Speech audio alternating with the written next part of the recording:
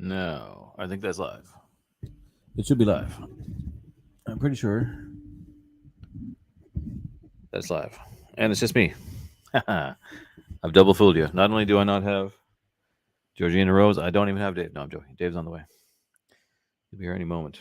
But it'd be a bit of a double whammy just to totally fool you. I spent the whole week making you think there's going to be a guest. And I'm like, nope, not her. But there's another guest. And then it's not even him. Just me. When I could have just said it was me from the start. But no, David will be here. He's on the way. OTW, as he said. And Miss Rose, I suppose she apparently had some kind of internet trouble at the last minute, but at the very last minute. So it was very good that Dave could jump in. And he has his games to promote. He's got some RPG and Good Evening, Rick. And his video games been working on, which are both linked or something. I don't know. He's going to tell me all about it. I don't know that much about it. He's really becoming quite a media. What's the word? Not what's somebody who's like all over the place in various mediums all the time. I don't know. I was going to say like, what's that? What do you call that thing that Bruce Dickinson is? Not a polymath, but the polymath of business. Someone who's who knows. I need to have a few drinks. I'm actually quite tired. This will perk me up, and I'll be right on my toes any minute now. But before you hear my dementia-addled attempts at what kind of red wine are you drinking tonight? Oh, I don't know. I don't know. It's not fancy, that's for sure. I do like a nice red wine, but I'm partial when necessary to get whatever bottle's there. And as long as it's red, I don't like white wine. If it's white, I get heartburn. It's acidic and shitty, and I don't like it. But if it's red, everything's okay. Apparently, it's a little bit good for you too. I would drink beer, but sometimes I do. But for these, wine goes down easy at the right pace for me. Red wine, as Gandalf does, yes. I'm a wizardly fellow. Just a wizardly guy.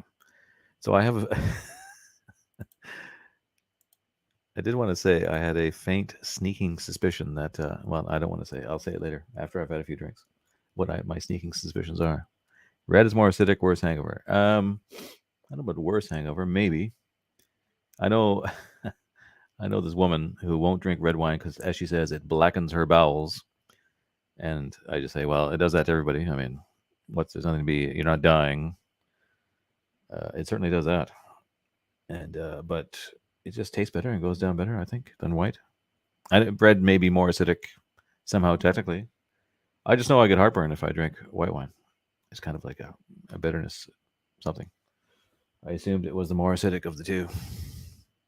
Turns your poop green, someone says. Turns your poop black. Red wine. Black, black, black. It is alarming, I guess. Well, that woman I'm thinking of is such a souse. She should be well used to it. I'm sure she doesn't really. I mean, so she drinks white wine. Women tend to drink white wine. They like it better. I prefer red. Rick D said, "Yeah, red has worse hangover because you already puked the white wine out." How does that work? Jesus, I got so wasted on the one last time. I actually thought I was going to puke when I was going to bed. It was actually getting a bit silly. Not on the YouTube stream, on the Telegram. Tell me if I sound okay, because I think the mic's working okay. What is David doing? I wonder, did he forget? And yeah, I caught him like while he was out shopping or something. Who knows? He couldn't have forgotten because it was only like 2 hours ago. I was like, Dave, I need someone to come in. I've had a cancellation at the last minute. I do have. Okay, I'll tell you what my sneaking suspicion is. This is nothing against Miss Rose at all, because let's be honest here. Well, who knows? Frankly, perhaps her internet is just out. I have a suspicion that she got freaked out because she doesn't know me that well. And today I posted a hell of a lot of nudes. I just couldn't help it. I just kept saying one after the other, like bam, bam. Oh, that's great, and just posting it. It becomes a thing that you can get mildly addicted to, I guess. So if she doesn't know me, and I'm posting this thing like, oh, I'm going to talk to this girl, and she's like, yeah, and she's sharing it, and then look at my feed, and it's all these like nudies. Like she's like, what is this fucking pornographer? So because I posted like 3 or 4 in a row, and then she was like, "Oh, my internet's not working." So I wondered if it had that something to do with it. If she's listening, well, I probably not, but I'm just making a silly supposition. Don't mind me. But is it true? Because like as a respectable young woman doesn't want to be associated with somebody doing that. Audio is great. Let's see again at the 45-minute mark. Yeah, the 45-minute mark it'll cut out and it'll be nothing. But I mean, there's also then in the how can I put it?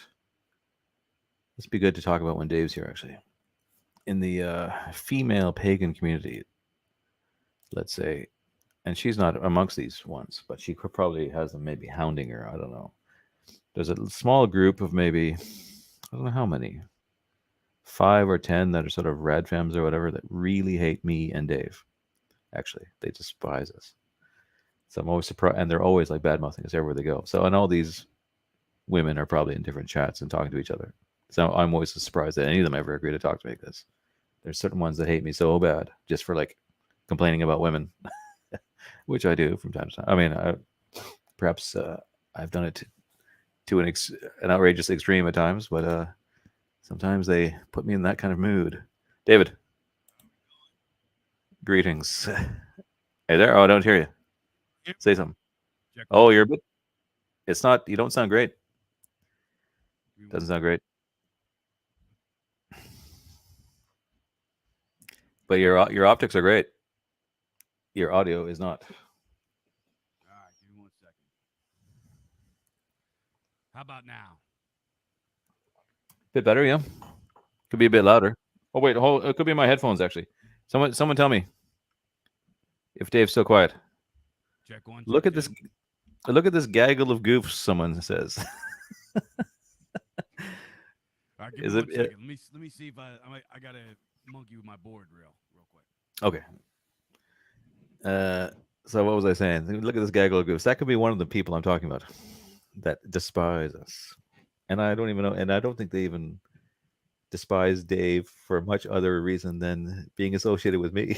Although that's so he says. I'm sure he said something to piss them off too. How's But that sound? Oh, that much better. You sound good. Good.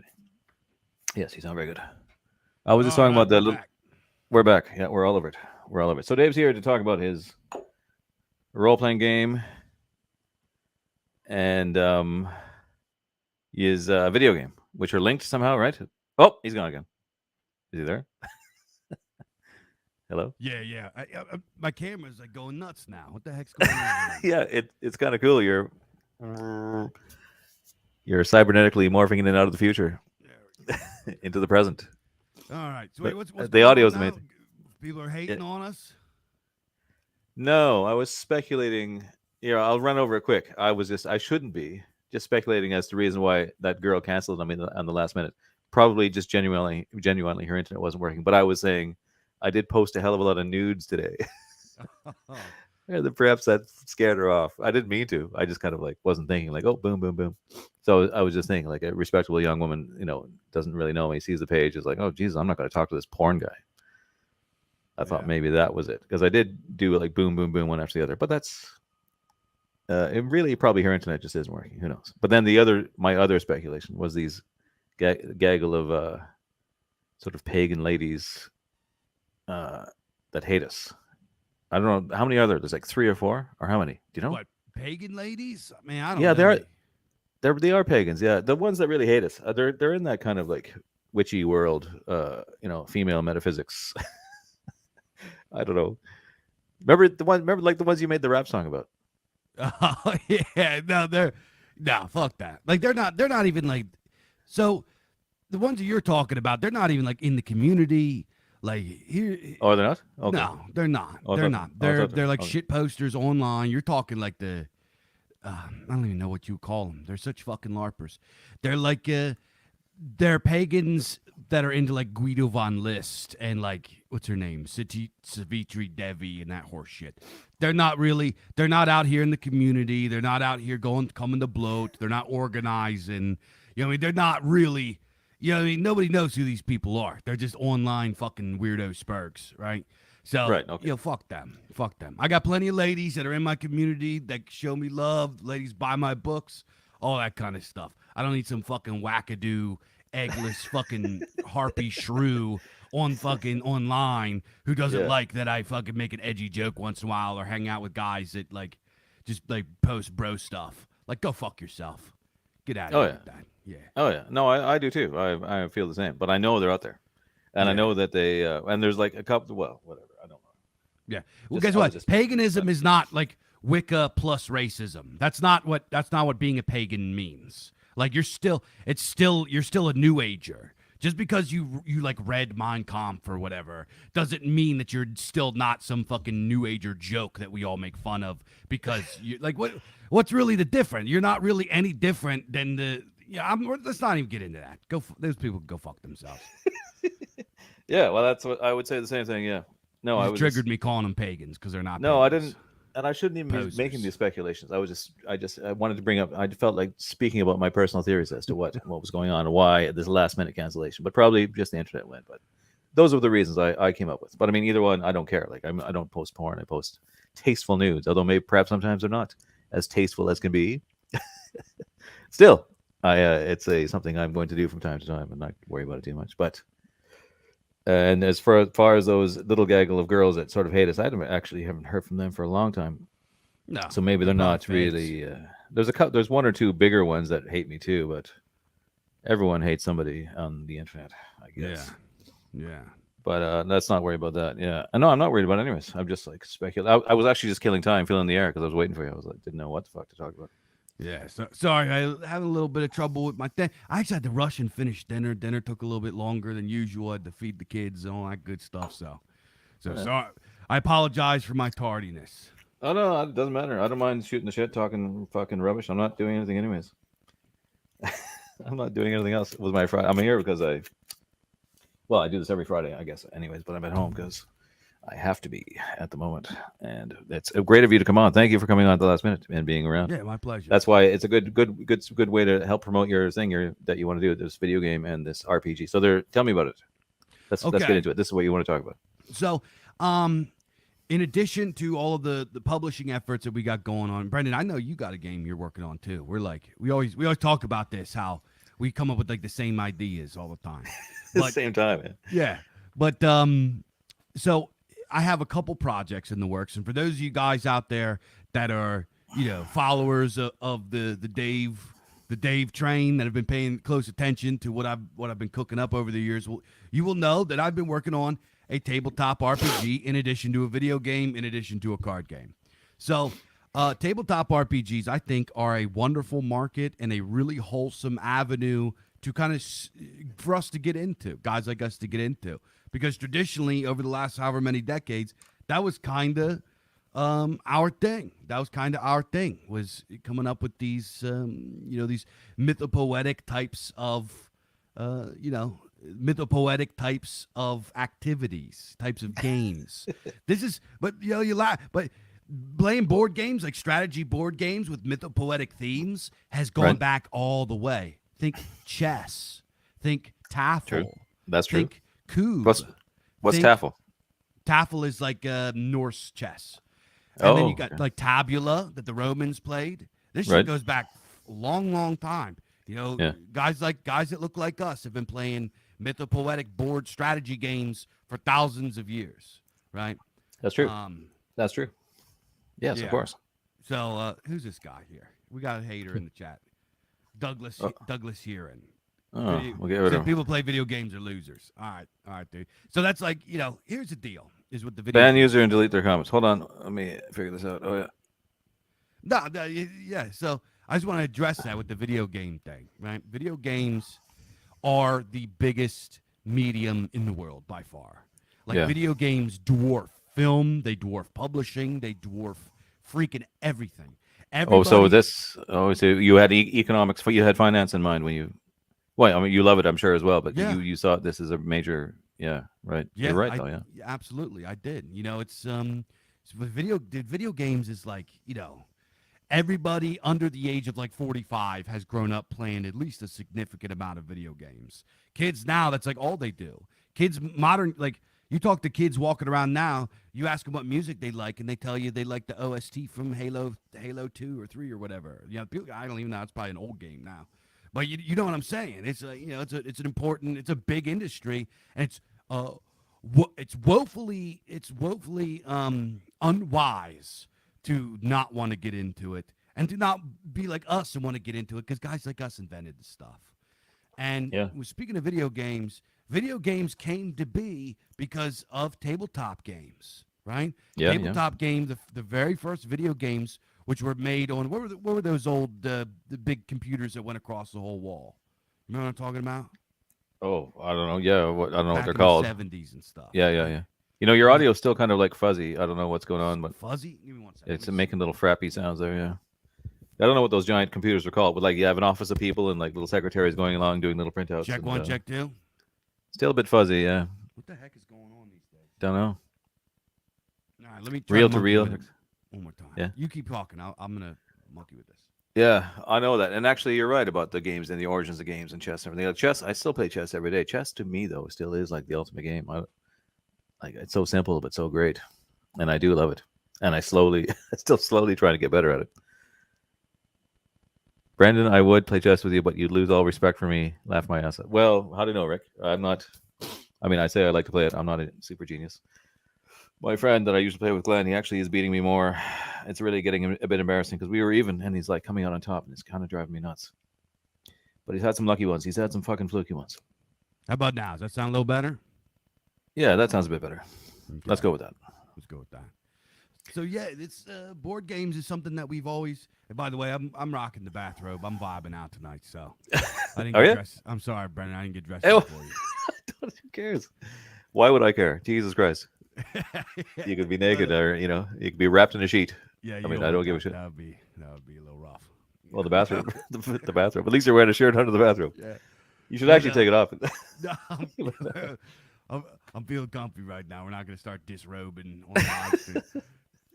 Look at the feminists will be posting that for the next 20 years. Mm. So wait, what were we talking about? Video games? Oh yeah, It's so hilarious because you keep vanishing too. It's a great little effect, and you're all way off in the corner. We're having a tough time tonight, Bob. It's hilarious. Let me see. Oh well. Let me see if I can. So many effects, applied effects, happening in the most low budget fashion imaginable. It's like a TTRPGs. What is that? Tabletop RPGs. Is that what we're talking about? I've heard Dave like this term. Yeah. So I mean, anyway, those old computers, right? That's where we're at. Those old computers, the guys that were coming up with them, we're talking, guys that were going to tech schools on the West Coast in the '70s that started. They were like the first guys to get their hands on computers. And what did these guys do? They wanted to create like a simulation of Dungeons and Dragons on their computers. So it's like everything we understand about video games comes from pretty much two guys, right? Two guys. Like it doesn't matter nowadays. All the kids. What two guys? Gary Gygax and Dan Arneson. Who's Dan Arneson again? What did he do? Dan Arneson was his partner in the whole thing. Oh, he just got forgotten, did he? Because he doesn't have the fancy name, or what? He's I didn't. in it too. People. I never heard. I don't know him at all. I thought Gary was the guy, and I didn't know there was no. No, he had a partner. But they both took a lot of it from that older game, which was big in England. Like is that what it's called?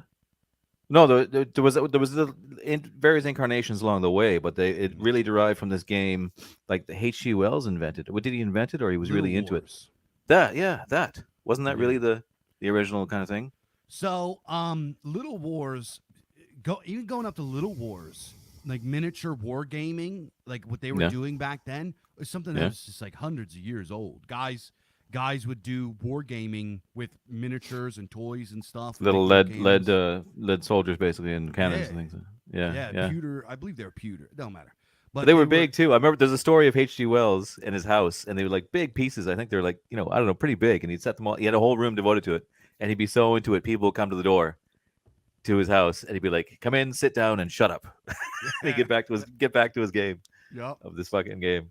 I don't know if Exactly. you do it with dice, is it, or how is it with dice?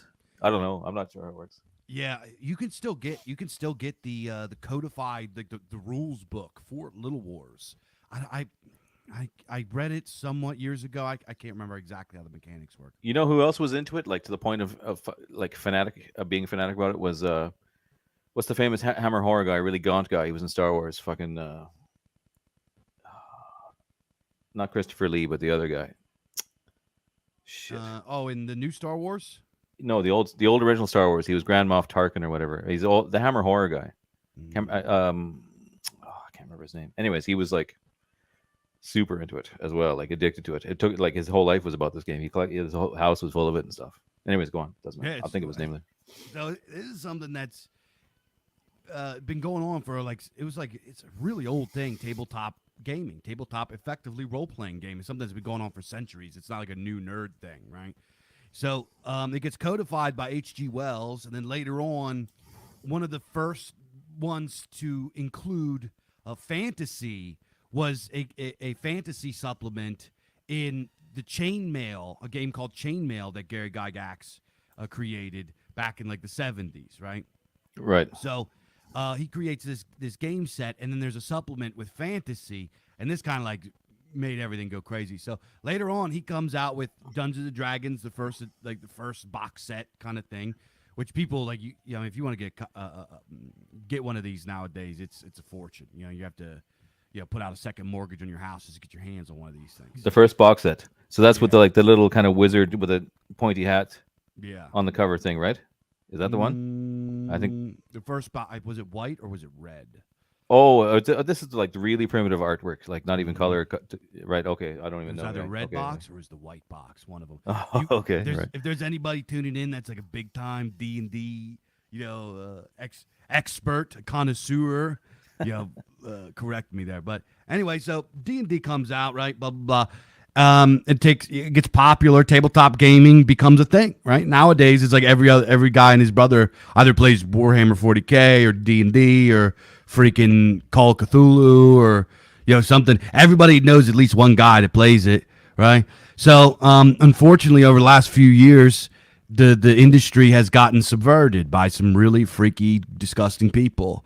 Folks that have been putting in some really nasty activist garbage. I love D&D. I grew up in central Pennsylvania. I grew up in somewhere that's pretty rural, right? So where I grew up, when we get some pretty gnarly, I mean, Brandon, you're from Canada, so you know what I'm talking about. We get some pretty gnarly winters. And back then, if you lived somewhere a little bit rural, man, you were there. You were indoors for a while, right? Yeah. So me and my brother and my buddies that lived up, kind of in the area, we would get snowed in, and we would just play D&D like for days, and that was so much fun for me. Yeah. I was always the DM. We did it too, but I was even around because I'm older than you even, and I remember the kind of slight satanic panic era of D&D where people were getting a bit freaked about it. I remember almost getting like feeling like I was doing something bad, and like even my parents were kind of like thought it was like I was taking me away from my homework and stuff, and that it was like because I was into D&D and heavy metal, they really thought I was like going astray. Really? D&D was a big part of it. They thought like, what is this fucking thing? What is this bizarre game? And why are they doing it all the time? And what's going on? And I remember it was slightly even subversive at a certain no, people were worried about it.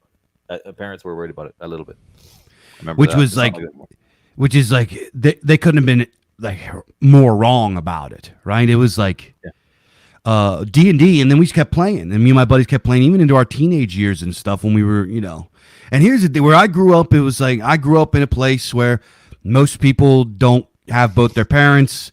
A lot of people have family members that were addicted to drugs or whatever, alcoholics. I come from a place that's like that. I come from a culture that's like that. So it was really easy for guys that were like me, growing up in the kind of socioeconomic situation that I grew up in, to get stuck on that, to get into pills and doing drugs, and I'm from a community. It's like half my friends are dead from heroin from the opioid epidemic. Really? Right? Yeah, That bad, yeah. It was horrible, dude. It was horrible. Where are you from again? I'm from central Pennsylvania. Yeah, but I'm from what's like? Pennsylvania. You don't want to say the town, I guess, is it? Or is No, that? I'm not gonna tell you. Yeah, I Oh, want to sorry. say Okay, that. okay. Yeah, No, that's fine. yeah. Is it But like a city though? Or is it like? But it was like a small town, was it? Like yeah, a. I grew up on the outskirts of a small All right. town. All right. Okay. So Really? yeah, And that much and heroin in a place like that? horrible. Really? It That's kind was of weird. like so. Because usually it's like more urban, like the heroin in the No, suburban. no. The No? little mountain towns and country towns and stuff got hit the hardest. Got hit the hardest. It was Really? horrible. Yeah, hell yeah, big time. Big. Now you see like the zombies. Like if you go to Philadelphia or whatever city, you'll see the zombies out everywhere that are doing what's the stuff now? Fentanyl. They're doing that stuff. But Yeah.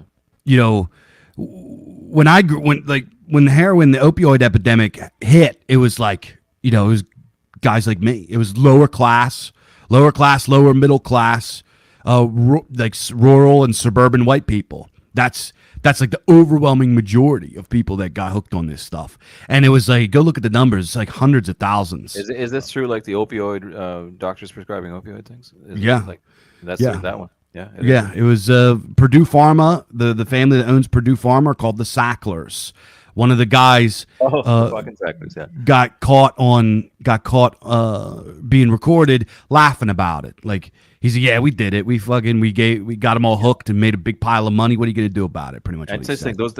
there's no punishment recourse for them of any kind. Like not even an attempt to, I don't think I haven't heard of anything. I mean, I've heard some bad press about them, but Yeah. they should be hanging. Like maybe I shouldn't. Yes. I can't say that on YouTube. Some of Trump's boys like gave him a fine when Trump was in there, but like that was about it. Ooh. They Gave him a they fine. How many farmed. billions did they Fucking- make off that? Yeah, I know.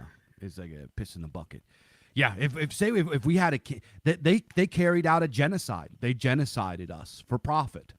And if we had a king or if we had a socio-political structure in this country that Yeah. was actually a respectable thing, like a monarchy, a king would have had those guys boiled alive and like seized all of their assets and like put all of their family into slavery. Exactly. It would have Exactly. he would have erased them. Their entire bloodline would be erased. for what they Exactly. did. Yeah. But it's like these guys this is just democracy and capitalism, right? Yeah. It just incentivizes. Either way, Dungeons and Dragons, Dungeons and Dragons. So Dungeons and Dragons kept me and my friends out of trouble when we were 17, 18, 19, 20, when we were like older teenagers, mid teenagers and stuff, and the heroin and all that stuff started coming around and everything like that. It kept me and my friends out of trouble. I mean, we still got into trouble, and some of my friends didn't escape the trouble. But for the most part, it was such a wonderful pastime for us to do.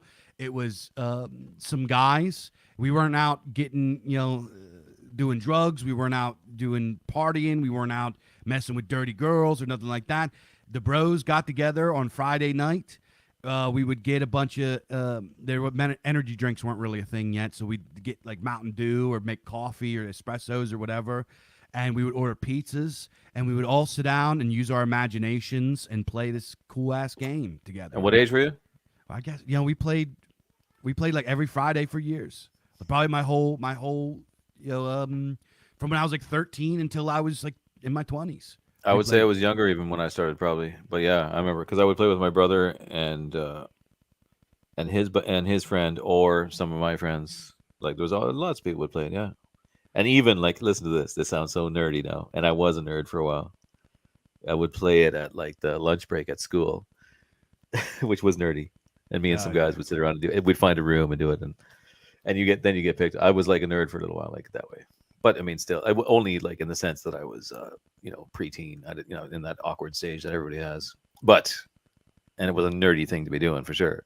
But even like it was still something I would do even to this day. So it's not like I had some embarrassing belief or thing I liked. It's more like, I don't know. Socially speaking, it was obviously considered like you get mocked by the jocks or whatever. And then No, later you're on, though, when we got bigger, we'd be fighting the jocks. The heavy metal guys would like beat up the jocks. It was great. Towards the end of high school, it was like an excellent fucking overcoming of all that shit. But anyways, go on. What? Yeah, my school was like I had such a small school, and like Your volume is like going crazy. It's either super loud or super. It's fine though. I don't even care. But anyways, go Let on. me But see. Let me see if it I, keeps going like loud and then quiet, and at least it's not fuzzy. It's better than being fuzzy. how about Unless it's now? my fucking headphones. Yeah, you're good. It's a good volume now, but then like it goes quiet. But it doesn't matter. Don't worry about it. I shouldn't say anything. Just let's Yeah, go. that's weird. Yeah, I don't know what's going on. It could be. I'll tell you what. This machine I'm using here is a Linux machine. I'm sorry, Mm. Linux guys. Linux blows. Linux is the worst operating system. It's junk. It's just yeah. I'm a guy that I use Windows for years, and I don't have a dog in the fight. I've just used everything. Macintosh is the best computer. It's the best operating system. It's the only one that's actually like good and works. I'm So sorry. It's why are you using a Linux? because I'm too poor to buy another Macintosh. I say okay. Yeah, Oh, we fucking needed poverty is right. yeah Yeah. we needed another computer, and I had this old Windows machine. It was just like so I dusted it off. I put some fresh RAM in it and installed Linux on it. So let me ask you this. So how come you didn't fall by the wayside like your pals getting addicted to the opioids and all the rest of it? Is it because you just were like a bit smarter, or that you just didn't actually end up hurting yourself, that you needed opioids, or like was there any reason? Or did you So get close to being that way, or what?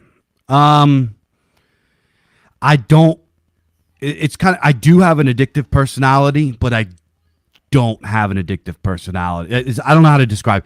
So, I did. Everybody abused pills back then. Everybody was abusing downers, and I never did heroin. I abused other drugs. Actually abused a lot of drugs in my younger days, which I do not suggest for young people. Don't be doing drugs and all that stuff. I'm not promoting it or anything even close to that. But just being honest, I did have a pretty lousy lifestyle for a while. But I'm the kind of guy that I always liked uppers, and even when I was abusing downers, I never like did them the next day. I did them, and then the next day I would be like, all right, I don't feel like doing it again. You know what I mean? Yeah. I'm not wired for it. You know what I Yeah, mean? that's the way I would be too. That is the difference. Is that the guys that would go the next day and then go all week and then be like, oh, they would just be a fucking mess for drink or anything. They'd like keep going every day. I don't know how they fucking did it. Yeah, because I'd always be like, maybe a day or two or something, but like, Yeah, okay, I'm done now. I'm gonna take a rest. yeah. It's hard work being that like that. I'm gonna say this. Yeah, I want to put it out there. Kind of like the really hard, and yeah, we should be judgmental towards like drug culture and stuff like that because it's not positive. But this Yeah. whole thing where you just like go off the rails and put people on blast, call them a degenerate because they have a problem or something like that. It's like, dude, we're in an age where we people need to be able to be honest with this kind of stuff so we can help each other and shit like that. Oh yeah. I've never like, I'm not like that. Now I'm not somebody that goes and I don't have any sort of drug people in my life anymore, dude. I don't even like really. I have like some beers on my porch from Oktoberfest that I haven't touched. Like that's how much I drink. I barely drink. I'll have Right. if I get in the mood, I'll have some drinks a little bit, but no judgment to guys that like to drink. Brendo, I know you like to have a couple sips. No Well, I do it. judgments like I do it that. every Friday on the stream, and I do it like when I see my buddies. Which, like, being like an old guy with a bunch of kids, I don't even go out. Maybe once a month, I go out and get like fairly wasted. Yes, I will, but like like once a month or once every 2 months, even. Yeah, But it's that's not cool. very. I'm That's pretty normal. busy. Other than that, I will drink on a Friday though. Yeah, Yeah, when I'm doing these fucking things. So once a week, I guess, which yeah. is actually quite a bit. It's more than usual. I usedn't do that, but like I don't know. That doesn't bother me. I'm not bothered by that. And I know I'm not addicted personality. I've started and stopped smoking like 3 times, I think now, basically more or less. I really am able to. I would be like you. I wouldn't be worried about getting addicted to things really. I'll tell you what, this vaping Yeah. is the most addictive thing I've ever dealt with. This is the worst addiction I've ever had. Oh, is it? Yeah. Yeah. Why is it so bad? Why worse than smoking cigarettes? It's like so Why? I quit smoking cigarettes. I was like, oh, I'm gonna start vaping and quit smoking cigarettes to then wean off and blah blah. So I'm like vaping, and then over time the vape started getting big, like there's big giant things. And I was Yeah. working in a kitchen, at the time. I was working in culinary, and just to have this big giant thing in your pocket that falls out and breaks all the time, they're expensive, which is wasn't it. So I was like, I want something that I can just go out and just take a quick hit and get a lot of nicotine and just be good for the rest of the day or whatever. Yeah. I got this thing called uses what's called nicotine salts, and it's like the most addictive thing I've ever had in my life. It's horrible. Jesus. Is it? I'm Yeah. so dude. I don't if I don't have it for like a couple hours, I start getting the shakes and stuff. Don't ever vape. No. No. Don't vape. Don't vape. Well, can you kick it, dude? Have you tried? Like, have you given up trying to kick it or what? Yeah, I tried. I tried to go back to smoking. That's the dream, is it? Yeah, I'm gonna wean off of this back to smoking soon. No way. Yeah, That's hell hilarious. yeah. You I tried to smoke do those it. smoke the little rollies, at least the hand rollies. Yeah, That's better than the fuck. I have a pouch downstairs. I was Yeah? trying to Oh, smoke yeah. the rollies, get off these things, but it's tough. Is it tough? Right? Oh, Yeah, shit. Okay. Well, I it's won't. tough. Yeah. I know that a couple of weeks ago I smoked some weed through a vape. I don't wouldn't hardly ever do that, and so like and I do it so seldomly that I'm sure you or not you, but lots of people do it all the time. But I was out and this these people were doing it, and so I did as well. And I was holy shit! I got so baked I didn't even know what. Barely knew my own name. I didn't know where I was or what was going on. It's like through the vape, it was like so much more powerful than if it was just a joint or whatever. Mm. I mean, on top of the fact that I never really smoke weed, but I just noticed that holy shit through the vape, it fucked me up really bad. So it's whatever way it hits you. So it's like you're saying, like the nicotine buzz is not that you get through the vape is so much more that the cigarette won't do it anymore. Is that the way it is basically? Yeah, yeah. I don't even More get a like buzz. Nicotine doesn't give me a buzz ever for any well, the reason. feeling though, the whatever. Yeah, yeah, right. Yeah, Yeah, I would every now like on those rare occasions, let's say every now and again, I will smoke a hand rolled cigarette because they're always smoking a lot of my friends. And I will if I'm drunk smoke one, and I'll get such a buzz I'll almost fall down. It's like stupid, like a fucking 13-year-old smoking a cigarette, which is pretty funny. But yeah. Anyways, someone says something funny about the Gygax here. I don't know what he's talking about. Maybe you do. If you want something hilarious, first ever published setting for D&D Empire of the Petal Throne. Is it the yeah. first ever published D&D? Was very funny, and the author never wrote any right wing books. And right wings in quotations. What's he talking about? What's He's that about? talking about what's his name? I can't remember the guy's name. He did like Tecumel or whatever, and he wrote a bunch of books. Turns out he was writing like straight up like Turner Diaries type stuff under a pseudonym. Oh, And yeah, he was like writing some like pretty intense stuff. And like after he died, they found like a check from the publisher. I don't know if it was something like super edgy publisher. So he got like canceled postmortem or something. Yeah. Oh, that's funny. That is funny. Excellent. Canceled postmortem. Well, shit. Here's another fun fact someone says. The Sacklers married into the Sassoon family, who are the ones responsible for flooding China with opium and Theron and the Opium Wars. Sassoon, Jesus, really? Is that how it is? Like the shampoo? Yeah, okay. Do you know about that? Dang. Whatever. No, I didn't know that. They're all over that drug. Someone else says they were caught in emails referring to their victims as pillbillies. Yeah, pillbillies. So, like, how can they just be totally scot free for all that? Well, I mean, I can see how it is, I guess, in today's world. Holy fuck, that's bad. Yeah, it's horrible. It was horrible. Someone else says, "Do you think D&D is a man's game or a woman's, or are women welcome?" Is this a woman? I mean, we are already kicked out of heaven. Oh yeah. Right. Yeah. Yeah, you could No. at least have D&D. Yeah, that's true. No. So, when I was younger, we played tabletop games with just the bros, and it was like we didn't have like nobody's really allowed to bring their girlfriend because that was gay. But now that we're older, it's like I like that my wife gets involved with it because as you get older, you got to find things that you guys have in common. It's easier for you to like get into hobbies and have hobbies and interests if your wife respects them or participates in them. It just is what it is. I know a guy. His fiance threw like one day when he was at work just threw out all his 40K miniatures. Like just like What? I threw all your toys away. She said Why? to him. Just because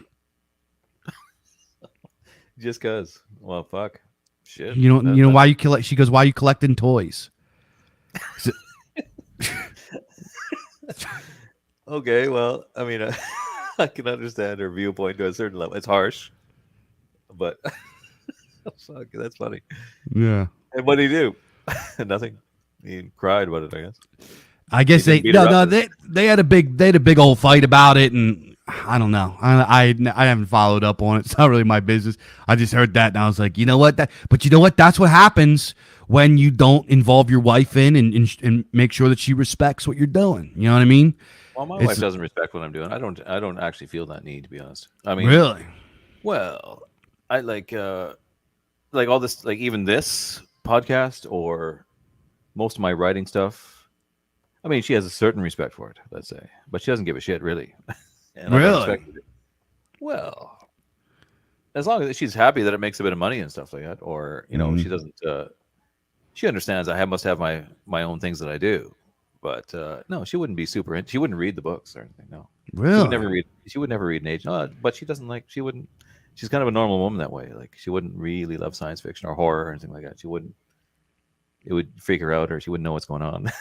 A little bit. She's a fairly normal woman in a lot of ways. She's seen me play. I play D&D with the boys, with the kids, and she's witnessed that, and that's fine. But if I like sat down with my other grown-up friends and did it, she wouldn't care. I guess it'd be fine. But she'd be like, I don't, she wouldn't be into it. I don't think.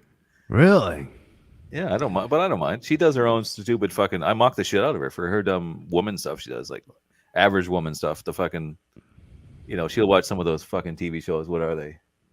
Like just trash. Fucking. What's the one where they're like setting up dates on an island? Like they're trapped on an island, Love Island, and all that kind of like that's years ago now. I think already. There's some other trash one she's probably watches now.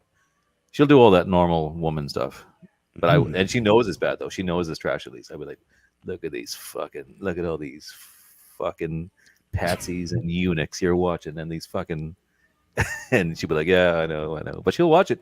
It's like that's like heroin to like a normal woman. I guess I don't hang out with enough normal. My wife plays D&D with us. She like me being an author and a publisher is like a flex for her. She like Is it? she'll brag that her husband is she's like, my husband is an author. She'll say, like, she flexes it. She reads my stories and stuff too. She likes it. She's into it. That's good. No, that's good. You're lucky that way. Yeah. No, mine's not, but I don't mind. Don't expect that. Yeah, yeah. She's got things she likes, and I got things I like. I mean, you must admit there are things. Probably, I mean, everybody has things that they're not the same about, and you have to respect. No, I do. Yeah, share well, everything. my wife likes a lot of like crime dramas and stuff like that. I don't know what the hell. Oh, I actually do like those myself. I like some of those. Some of those are good. She likes like was like Law and Order. Oh, okay. Well, that's not good. But there's the other ones that are good. There's good Scandinavian crime dramas. They're really quite clever. It's sort of like the old Sherlock Holmes, where you're like, oh, who did it?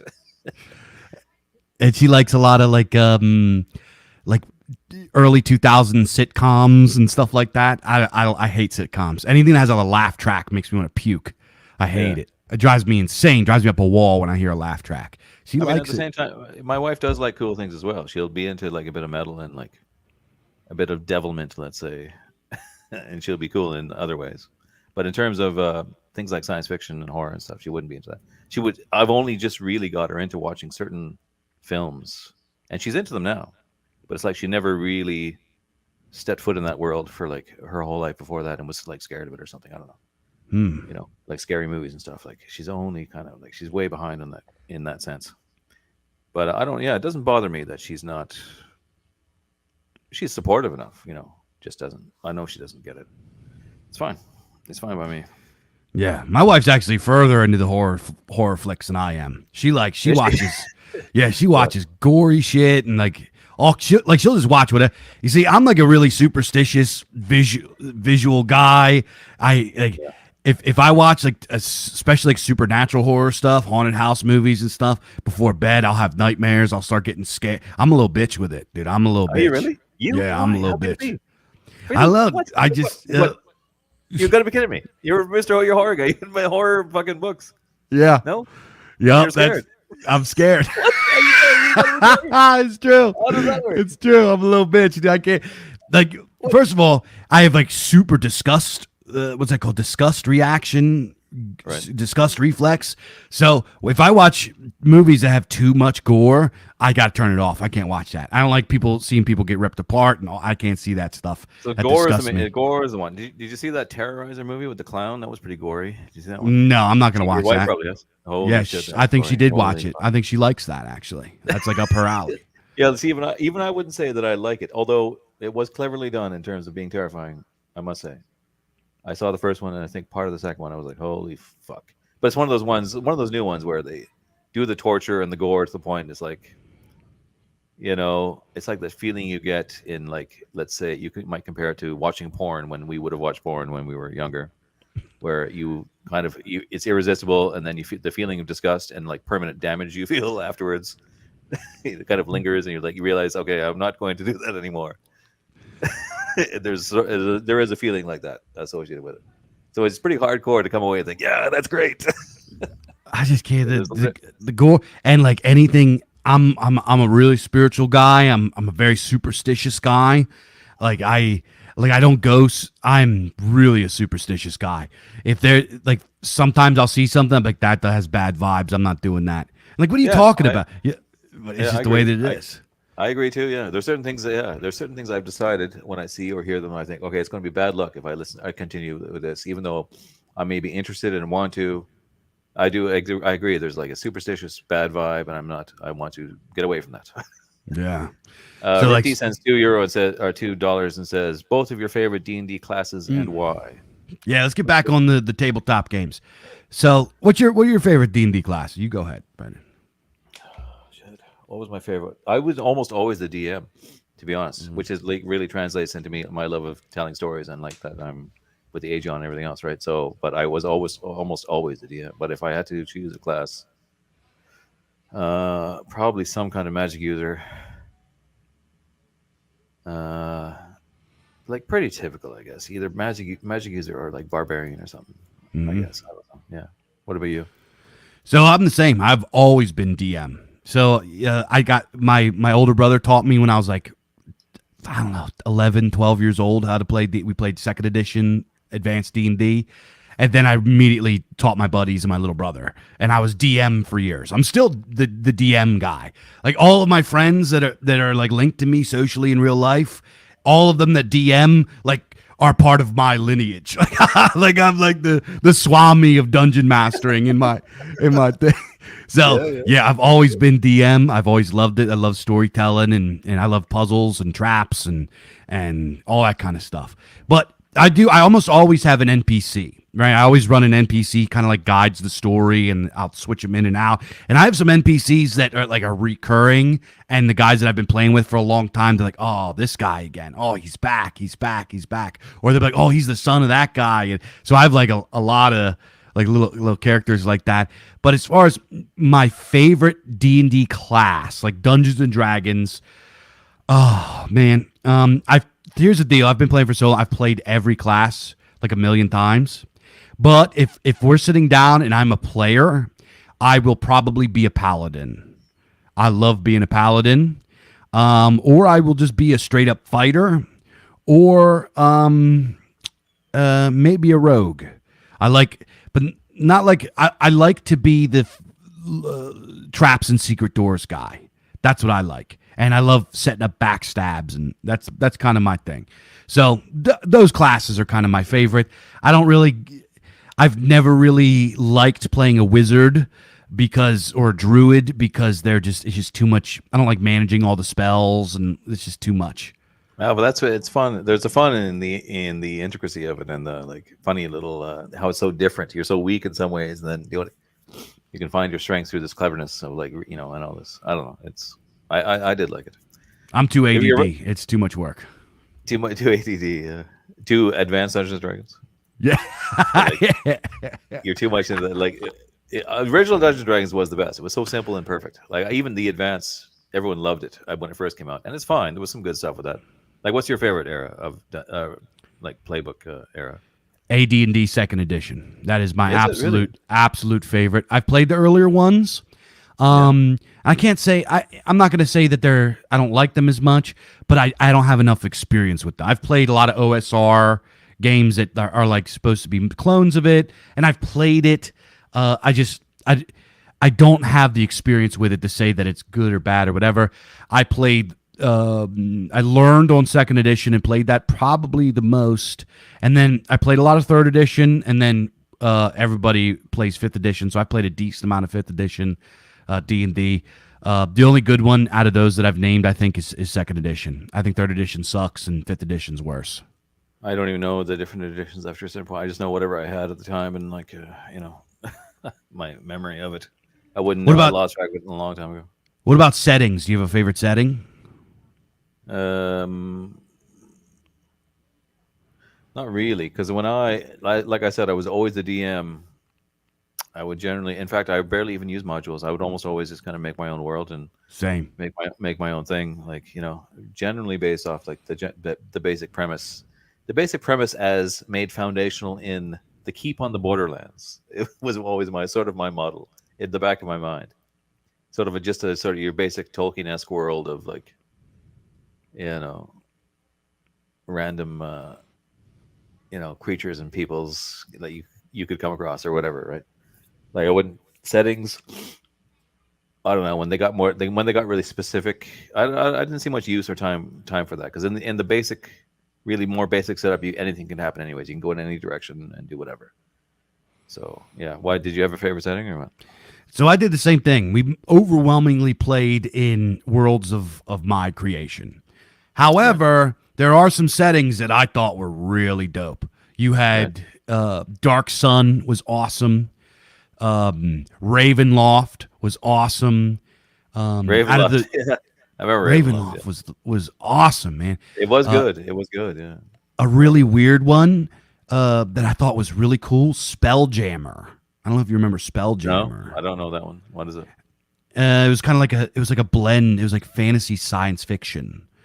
It was like all of the realms were sort of like in these like bubbles or whatever, Hmm. and spelljammers were these guys that could pilot these sort of like magic spaceships they would put these magic helmets on and they would sail between the realms like the cosmos, and it was really interesting. It was a really cool back then when I came into that. I never Nowadays it's like those types of premises aren't everything, but when I stumbled upon Spelljammer, I never like saw something like that before. So that was like really. Planescape is another cool one. Mystara is Yeah, another cool one. I don't know Out of that. the main like Forgotten Realms, I think is the worst one. Even though that's like I call it the kitchen sink. That's just like everything. It's a snooze, right? It's Yeah. nothing cool in it. Out of the three, like I guess like that and Dragonlance and Greyhawk, I would say Greyhawk is probably the best one. And then one that I think was really awesome that I didn't get to play enough and folks overlook really badly was Birthright. Okay. Birthright was fantastic. And in fact, this my tabletop game that I have coming out is heavily inspired by Birthright. Right. Very good. Okay. And so I don't. What goes on in Birthright? What's the whole thing about? So Birthright is very low fantasy. I'm not even sure if there's even magic in it. It's kind of a little bit more historic. Right. And instead of just playing, this was really cool about older D&D was you could work up and eventually like become like a general of an army and have hirelings, and you were supposed to work towards having like a stable of guys. It wasn't just like you were a single hero killing stuff all the time. You could open businesses and do all this kind of stuff. Birthright was you would become a lord and you would manage a kingdom and a fief, and it would graduate into large scale battles. So you would like eventually your game wasn't just a team of adventurers, it would be a bunch of competing lords making alliances or going to war and having sieges and stuff like that. Really, really fantastic game setting. That was Mm. completely blew I think that, and that's probably why it didn't get as popular, because it was so different. It was completely different than Mm. anything that was out there. And with my Right. tabletop game, I'm borrowing a lot of that idea for it. Okay. So it's not okay. Right. So the tabletop game is well, how long have you been working on this, and how far along is it? Like, is it? So my tabletop is actually it's something I've been working on in one form or We've only just come another. to this is the whole point of the whole thing. We've only just come to it now. It's been like an hour basically. Oh yeah, I'm sorry guys. That's, Well, whatever. I like coming on and yakking with you. We have Yeah. Oh we yeah. have good conversation. So, Yeah. um, So what was it again? you want to promote the tabletop game? Oh yeah, oh yeah. So I have a singular, large like universe intellectual property. It's called Grim Earth, and it's going to start really like kind of coming to light a little more as time goes on, as I release more stuff goes along with it. But those of you folks that are familiar with the Bizarre Archives will know my character Lucius Lex, the sword and sorcery hero that I write about in Bizarre Archives. His world is called Grim Earth, and Grim Earth is this huge. It's sort of like Middle Earth. It's like my version of Middle Earth, and it's it's hard for me to like give you like a few sentences to talk about it. Like we could do like 4 hours. I could just like talk off the top of my head about this. But anyway, the tabletop game itself is actually something I've been working on probably since I was a teenager.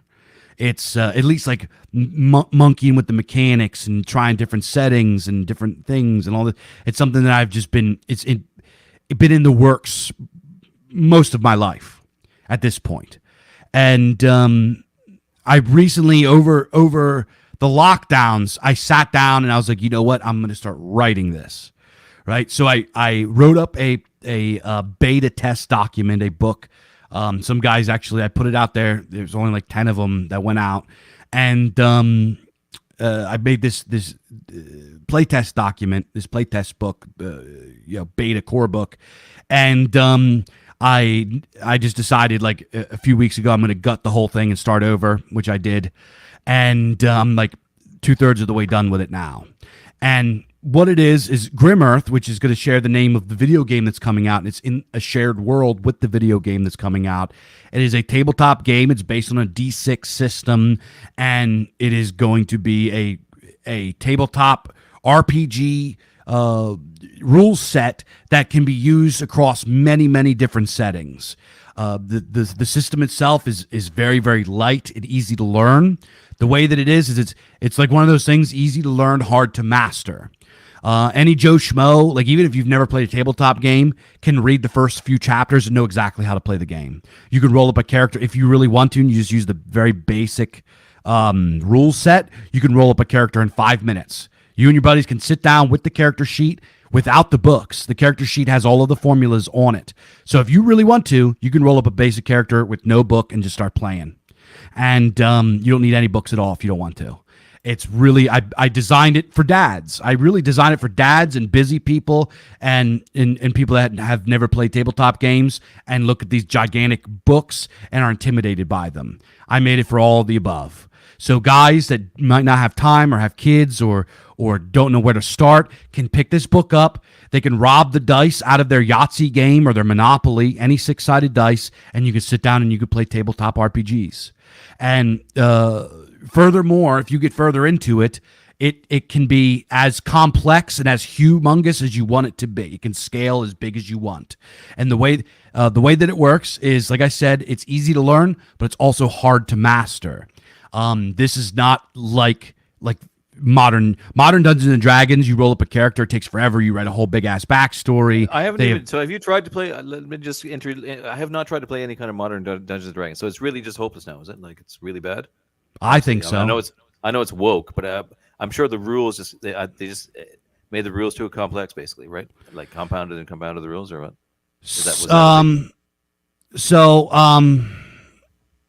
I don't want to. I don't know. I don't want to break you off. I don't want to break you off into a Never mind that. Then never mind. Don't worry about that. I just in my opinion, the rules suck. I will say that. It's too easy. It's too easy. It's every character is like a superhero. It's just there's nothing realistic about it. I hate how the mechanics work. I'm sorry. In my opinion, I don't care. I don't care what level you are. If you get hit with a big guy with a two-handed hammer, you are dead. I don't care, what level you are. If you get shot in the face with a crossbow, you are dead. Like I Yeah. hate these kind. I don't care what level you are. If a big guy with a freaking great sword or a claymore swings this weapon in your direction, you can't duck. Yeah. These are like, Yeah. and Yeah. Yeah. it's like I just don't like it. So I Yeah. designed my rule set to be more of a combat simulation. Another thing that I don't like about modern D&D combat is it takes for fucking ever. Does it? Yeah. So That's the way many you can't have that. times. That's terrible. Yeah. That's just I gets boring. hate it. I Yeah. hate it. So many times I've tried to play like, because everybody's like, no, we play. Everybody gets comfortable with their system that they like.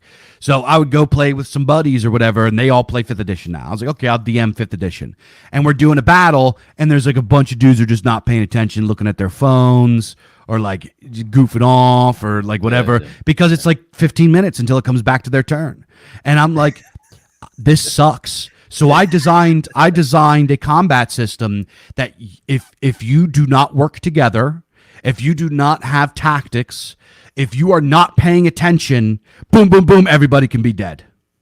Yeah. It's if you are not smart, if you don't utilize cover, it's not for cream puff, half wit, dumb new age gamers. This is a hard game that you Yeah. need to use your brain for, or you will die and you're gonna suck, and we're all gonna make fun of you. So that's the way that it is. So that's Yeah. what I That makes. designed for the combat. Yeah. Good. Good. Sounds good. Yeah. Sounds great. It sounds great. Yeah. So and And like go go on. ahead. No, I don't know. Well, Go on. Yeah. I don't know what I'm talking and about. what I was saying with Birthright is one thing that I always found with, especially with modern games, is one, people get bored. Like how many campaigns guys been playing tabletop games, and they just like they'll play a couple sessions and then they don't come back, or they start flaking, or they like get bored. Oh, I want to make a new character, or like people don't want to stick with it, because this idea of you making a character that already has this huge backstory, and you go in, you're already a superhero, Yeah. and like the only thing that you do is just kill, loot, level up, repeat, is fucking boring, in my opinion. Yeah. Yeah. Yeah. Well, that sounds good. And have you got like so what's involved in creating such a game? Let me just actually run through some of these questions first, like or things. Me and my husband quit cigarettes and went vapes, and it's definitely harder to come off vape than cigarette. Yeah, I believe it. My only experience vaping was that weed a few Mm-hmm. weeks ago, and I can just say I was like so much more baked than I would have been normally. So I just imagine it Was it one of the weed intensifies. pens, the little pens, the vape pens with the Oh, oil in it? yeah, I think so. Yeah, Yeah, my yeah, wife. So I got some back problems, right? And yeah, once in a while they flare up. My wife gives me her like little pen that the doctor gave her or whatever for her like stress. I took yeah, one fucking hit of this thing. I got the spins. I'm sweating. I'm like, I got like, yeah. I get. It was I'm like, intense. I was like, I was out of my mind. I was like, what the fuck's going? I didn't know. I was that like shit's too strong super. now, dude. Yeah, no shit. So, Too but the strong. way it obviously the way it goes into you through this thing is the key to it. Like whatever way the vaporizing effect of it like intensifies the hit or whatever. I think Um, so. let's see. Let's see a few more. Feel bad for you not having good snooze outside of Scandinavia. SNSU. What does that mean? Oh, Snus. is that because I said crime dramas probably? No, I think No, it's, is it uppercase or lowercase? SNSU. Yeah, I Who think knows? I think he's talking about the like little What? packets of tobacco you put under your lip or something. I don't know. Oh, that shit, right? You ever do that? I remember doing that when I was a kid. It made me Yeah, fucking sick though. I remember puking off it once too. yeah, I don't like it. It gives me the hiccups. Does the fact that it's more acceptable to vape indoors make it easier to get addicted? Yeah, I don't know. definitely. Maybe. That's probably yeah. Rick plays D and D with his wife. It is a great time. Well, that's good. You all have wives that'll play D and D with you and like not make fun of you. But I don't. I don't have this luck. But I mean, my wife is good in a lot of ways. I have no objections to her. I don't mind that she doesn't. I never expected to get. I mean, I don't know. I did have a lot of like art school girls and things, but who maybe would have been into that stuff. But I don't know. It's not something I expect from a woman, to be honest. Let's see what else. Happy to say I'm not normal woman. Then TV shows like Love Island are horrendous. Yes, I know. I'm making her sound terrible by saying that she is will watch these things, but I don't know. Yeah, she will watch some fucking shit. At least she knows it's shit. She's like, it's like a guilty pleasure. You can't say though that it's not a very addictive thing for a lot of ladies. These TV shows. She's a keeper, Dave. Okay, these are all incredibly old. I'm obviously way behind. Gore fucks me right up. Holy fuck, that was like an hour ago. Paladin is great. Here we go. I'm playing a wizard for like the first time and loving it. Big Dave and his hulking rogue sneaking around. Oh, the rogue. Yeah, right. I've only ever played 5th edition, Rick says. Well, Rick's younger than us, probably. Yeah, fifth stinks, dude. Go check out AD&D second edition, or play, dude. There's so many other. There's like great indie stuff. You got Adventure Conqueror King system. You got my game coming out. You can buy my game. Yeah, when's it coming? When is it coming out? So I'm hoping to have it done by January. I'm hoping to have it out for New Year's. Okay, really? Yeah. That's soon then. You got all artwork and everything done, and it's all like is it a box? No, it's because it's. I think we're just we've been talking about it because the guy. So this is another cool thing. I have a buddy that I went to high school with. We were like best buds in like 10th and 11th grade and senior year and stuff.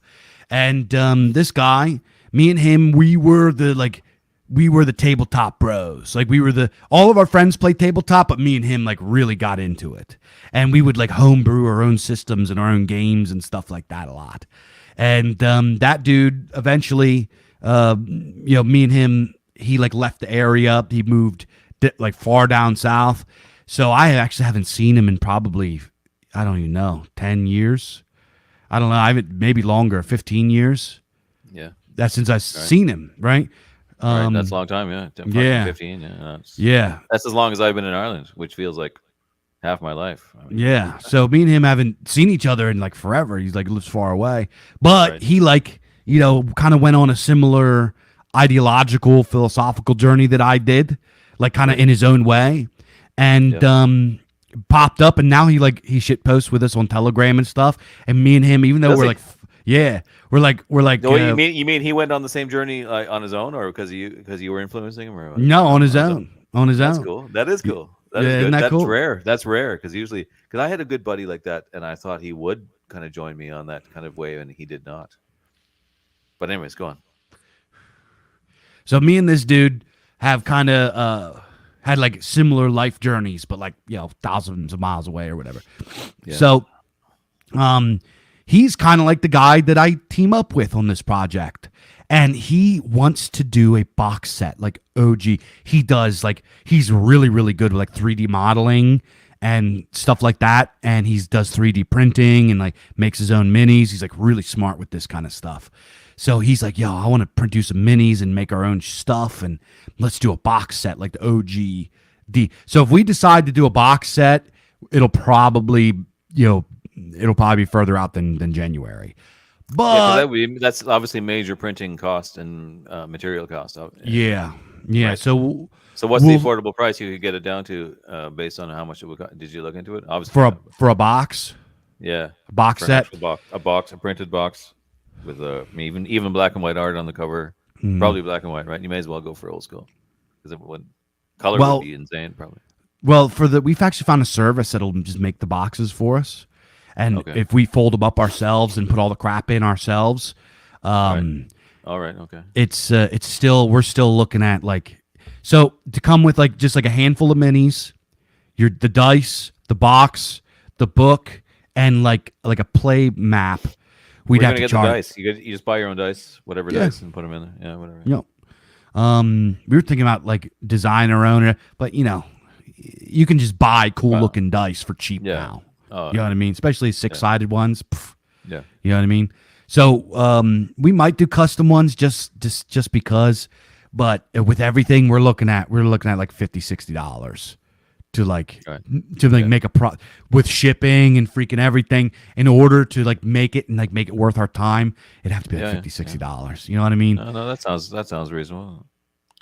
I would think, no, for modern, Yeah. So, inflationary price. As you you get, know, you're not Gary Gygax days. What did he charge for fucking chainmail? Probably $10 or something. yeah, But they were, ten it's cheap. dollars back then is still like $20-$30 today, anyways, right? Mm, More, right? yeah. So, but who knows? I'm pretty smart at figuring out how to bring down. I like to bring down price points for people. I like to make money, but I want to do it in a way that's affordable for people. I'm not one of those dudes Yeah. that like I'm not like from the Andrew Tate school of business where you just like gouge people for as much as you think that you can. Oh, I I think hate that that. that sucks. It does Uh, suck. it's like I don't like for Bizarre Archives. I probably could charge $20. The Bizarre Archives fans would probably pay $20 for a book. I'm not Yeah. charging them $20. I'll charge you. I charge what I have to charge, plus make it worth my time, and like, it's mutually fair. You guys get an awesome book. I cover my expenses and make a little bit of money and all that stuff. So Yeah. you Yeah. Yeah. know, we'll see Yeah. if I can bring the cost down on that. If not, we're just going to put the book out. Well, we're both raising our prices because Amazon raised their printing costs on us. We both raised them a little bit anyway so far, but Yeah. yeah, we had to do that. But Yeah. whatever. That's what can we do? That's the way it is. So Um, go ahead. go on, yeah. Well, there's a couple more questions. Yeah, Lucius let's do Lex it. is badass. Somebody says. Thank you. Surely, Thank you. yeah. Can I build a dynasty in your game, Dave? Yes. I'm sure you can. Yeah. Yes, that is actually designed to do that. The way the game is, you start out as a young man. You roll, I believe it's 1d6 and add 14, and that's your starting age. And then you begin to lose stat points, I believe, when you hit 35.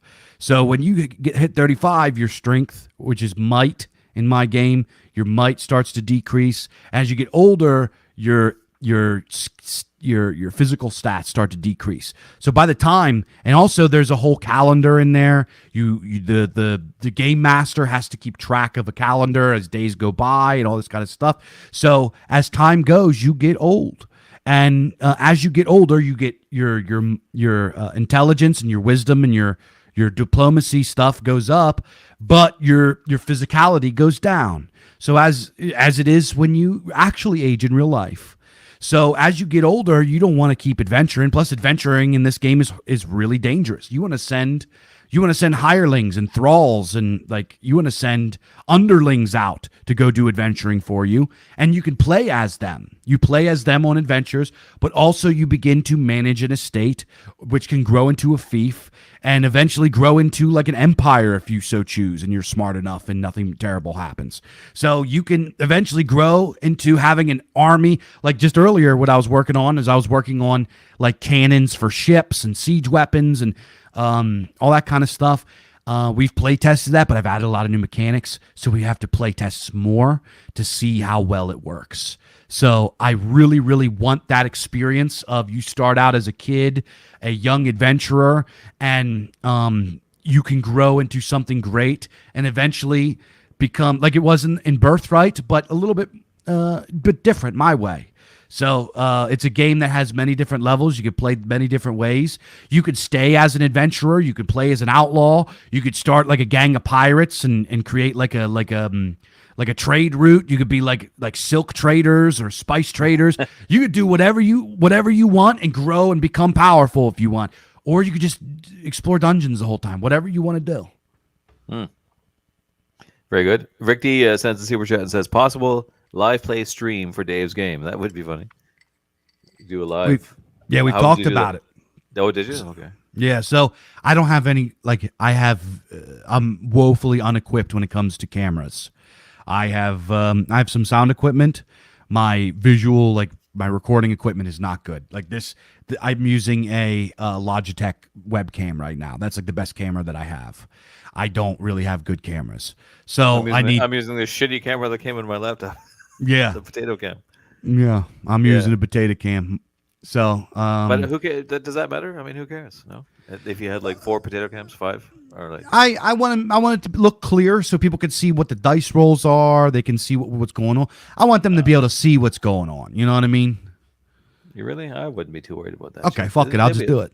I'll just Yeah, do it. they'd be able to see it. I mean, who gives a shit? If Yeah. it was an Okay. old school, think of the old school shit in the old days. It'd be like a shitty video cam VHS, grainy. You wouldn't know what the fuck was going on. It didn't matter. Like, Yeah. I Let's would. just do that. Okay. We'll Yeah, do it. don't obsess over the quality of shit like that. I wouldn't, anyways. But I mean, do it if you want to, but I wouldn't worry about it too much. Another thing that we've been talking about too is with this is actually like like buildings that look like your fief and everything like that, and having like modular 3D printed pieces that you can put together and like turn into. We have a lot of big. We had some ideas, dude. We got some ideas. Yeah, Rick D says better dice fudging.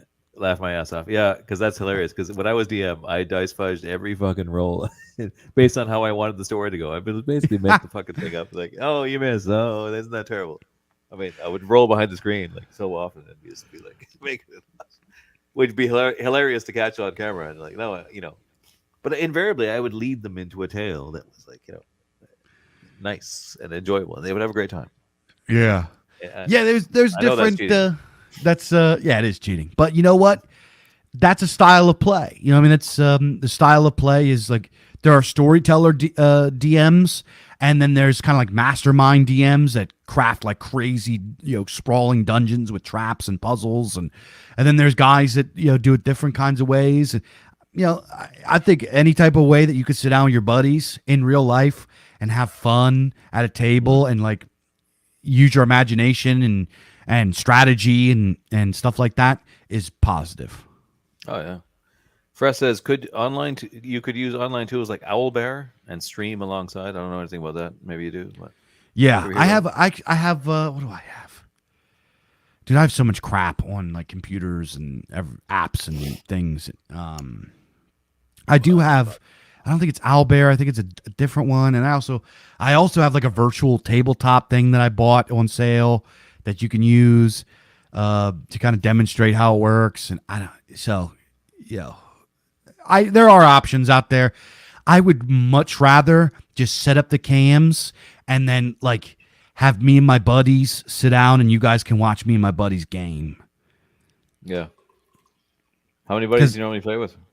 I oh man, just about everybody I know does or has played. Right. So Good. a lot of the guys in my kindred play. So it is. Is that We like could definitely. how many is that? Like tons? Like No, not tons. 15 or something like that. yeah. Well, That's not bad. that's 15 That's a people. lot. Like, That's a lot for a single game for sure. well, no, that's not like that's just the total number for my kindred. As far as like guys that play tabletop, I don't know, 5, 6, 7, something like Right. that. That's still a lot. No, that's quite a few. And then I have friends outside of it that I I could could probably call get a up. number like that. I could probably get a similar number if I like really organize it and really sat down to do it. But to me, that's an impossible idea. I don't know about you, but like my spare time is so slim. I don't know. I barely. I do things like this, and even only then because it's at the right time of night on a weekend or whatever. But I don't know. I find it very hard to find any free time. I would love to, stuff like that more, but fuck, I don't know. It's hard. Yeah. How old are your little ones? How old is your youngest? My youngest, I have a little baby girl. She is 2. Oh shit! So you're really okay. I mean, do you not find it like incredibly busy? I still have one that's 4, and it's like holy fuck! Like everything's like Yeah, I just feel busy all the time. Like, so I have. Yeah, is she gonna be?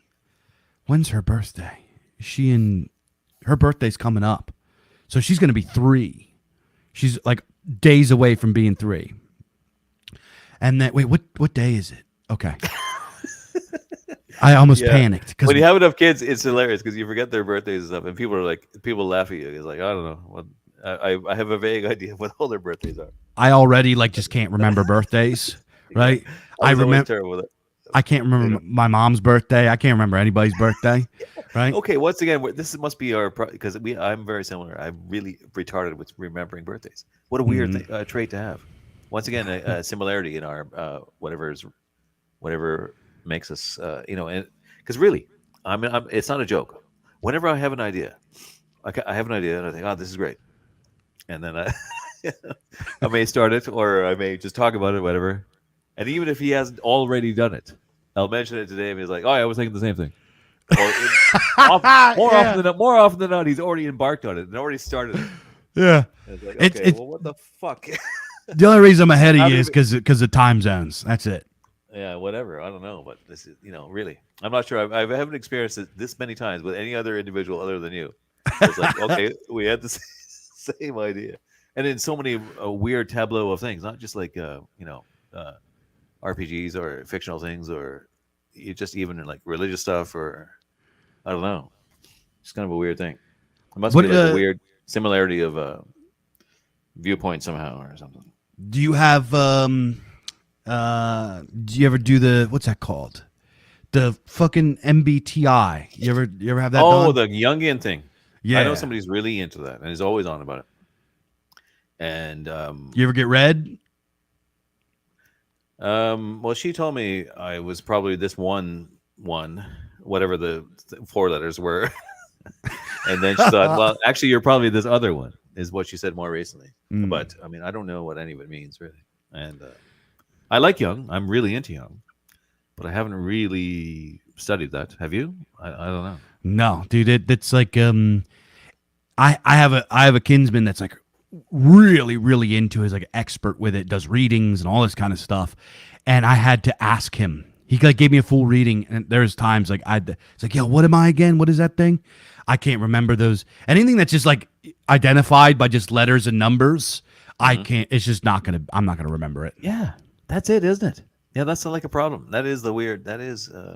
I would feel the same. Yeah, other people are really into dates and numbers, and it's very important to them, and I don't quite get it. So that they're amazed that I don't know exactly all my children's birthdays. But I do feel maybe maybe that one is bad. I don't know. But So or you got. Let what? me tell you this one here. Let me tell you this one Okay. here. So, it was like last year or the year. No, not this last summer. The summer before.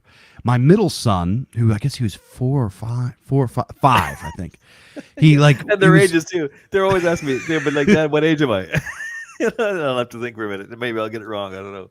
That's I know, funny. like I can land within one or two. Like, yeah. Yeah. So Yeah. he's playing. We're at this. We went out of state to some friends out of state for like a birthday party. He fell off of a playground and broke his arm. It was the first time he ever had an injury like that, right? Oh And shit. we Yeah. rushed him to the hospital, right? Yeah. Oh, yeah. And we go to the hospital, and the nurses are like, "What's his birthday?" And I was like, "Oh shit!" Like I was like blanked for a minute, and I was like, "I have no idea." And they looked at me like I was like a piece of shit. They're probably thinking, "Did he steal this kid? Did he steal this kid and break his arm?" Like, yeah. That's funny. But listen, I got an even worse story that's similar. Oh god, I can't believe I can't believe I'm going to tell you, but and I hope it comes across as funny because it's going to sound horrible. But it was funny. But my eldest, when he fell out of a chair from a relatively high height and banged his head, and we were worried. Really, it was more like as when you have the first and you're all like super precious about him, Yeah. and everything's like and like it's probably we would not have gone to the hospital now, I don't think, but like we're all worried maybe he's got a concussion and all this or whatever, and because I know now what a concussion is like. They start puking or they're like there's all kinds of whatever. Because Yeah. I've seen it now a couple times, but we took him in and we're waiting in the hospital. And well, like as far as we knew and felt at the time, it was a serious business. But we started to get the idea, like, okay, maybe he's all right. But still, it was like there was a somber air of like seriousness. And Yeah. we were waiting, and my wife and I were waiting in the waiting room or whatever the hell it was. And we were there for a long time. Wait, And how old was he at the time? oh, I guess two, unless 1.5, two, something like that. But he was fine, and but so we're waiting in there, and it was still like we're kind of worried or whatever. But I remember at that point we had an idea it was okay, but even still, it was funny, even though like we were still a bit worried. Anyways, I'm talking with my wife. We're alone, and I let out this fucking ripper fart that was like super loud and super long, and I just whatever. So she sort of like cracks a smile, and at that moment, the doctor walks in to tell us how my how my son is. Like right at that moment, It's like the doctor is explaining, very serious, as a doctor would at that time, like what's going on and how it's going to be, and we're both like doing our best not to laugh in front of this doctor. Like imagine like bursting out laughing while the doctor is telling you about your son and how he's doing, and like we were both struggling so hard not to like our faces were like just because in that moment it was funny and there's nothing you could do about it. So what do you think of that? Does that sound terrible or what? That's horrible. That's not, it's not that bad. It's not, the doctor's probably like, these guys, he was, yeah, who knows? Who knows? Literally the second it was finished, the doctor races in the room. It's like, oh, okay. like he like walked through the cloud. Like it was a lady actually. I don't know. It just like came through they had those curtains, the plastic curtains. I don't know what the fuck. She's like treating your kid. You fart on her. Come on, bub. No, we were in like a funny little room. I don't know. We were there for ages. And anyways, that's what happened. I'm not saying I'm proud, but that's the way it happened. And of all these strange, inappropriate, and uncontrolled. Still this day, I'll bring that up to wife. She'll be like, "Yeah, it was so funny because you couldn't. I don't know. You couldn't stop the funny of it. You just couldn't stop it." That's hilarious. That's that's how it is, though. When you're raising kids and crazy stuff happens, it's just, I don't know. You get desensitized from things in a certain way. Well, certainly by the time you had the fourth, you'd be like, "Oh fuck, they fell down. They're crying. Okay, yeah, so get up, dude. Quit crying." Yeah, yeah. I'll wait, and like if it's remotely serious, maybe I'll look into it. Like, but the first one, you're like, oh yeah, so precious. Like, yeah. I remember following him around and being like, "Oh my God, his head!" And I would like before he would like run into a table, I'd like put my hand in front of his head and we put all the tape on the corners of the fucking the sharp corners of the furniture and the places. Like, I imagine doing that now. I'd be like, oh fuck, that's so stupid. Yeah, that is so fussy and stupid. Yeah, my daughter now. I'm like, yeah, go ahead, hit your head, retard. Yeah. Oh, you got to toughen them up. I mean, you got to toughen them up. They're going to fall down and hurt themselves a little bit. Yeah, they do. They do. They do. They gotta. People underestimate how tough kids are. Kids are tough. I mean, I've seen these kids take some serious falls, and they're fine. They cry and they get up and they're fine. They might have a goonie on their head or like a scratch or a bruise or whatever. But you know what? It's good for them. It's good for them. Oh, yeah, we're not talking about what we're supposed to though. Shit. What are we supposed to? Oh yeah, we're talking about tabletop RPGs. Well, we do. Okay, so your tabletop RPG, we talk about it, and it's coming up, mm-hmm. and soon, and like in the end of January, did you say? I would like to have it out around New Year's. I'm hoping. Oh, New Year's, right? Okay, yeah, I'm hoping New Year. I'm hoping I will drop the tabletop game and Bizarchive 6. I would like to do Bizarchive 6 in December, and then the tabletop game in January. Bizarchive 6 is just taking a long time. Yeah. Yeah, I was trying to do a Christmas annual special. I'm not going to get it done in time for Christmas. I'll hopefully come out with it in January. You're a fucking maniac with this like monthly stuff. Fuck, there's no way. Fuck that. I'm not. You're not doing monthly anymore? Well, I did the one. I got the one out in time for Halloween. Yeah, there's no way I'm doing it right now. I'm actually going to move, and after I do that one, I'm going to move on to another nonfiction. Probably take a break from AJ and let it go for 3 months or so. And finish a book on religion I want to write and get that done. Oh. Yes. Oh, yeah, you did. You said, I think you mentioned that before. I mentioned it many times. Like I've been dying for ages to get it finished. Yeah.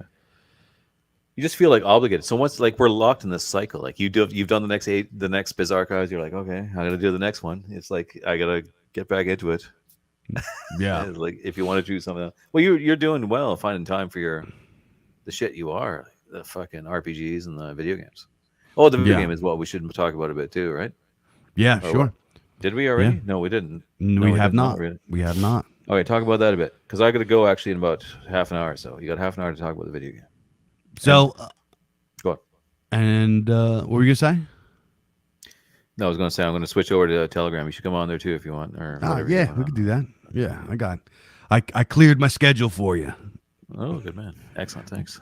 Yeah, but no, like being, here's the deal: is that like I mean, I'm so fucking busy. I have a now 3-year-old. I have I think he's 6-year-old, and I have a 9-year-old. So 3, 6, 9, and these guys are my 9-year-old is he's like pretty like he could take he does his own thing now. He's not up my butt, but the other two, the 3-year-old, my daughter is the worst kid I've had so far. Like this girl is the worst. She's so bad.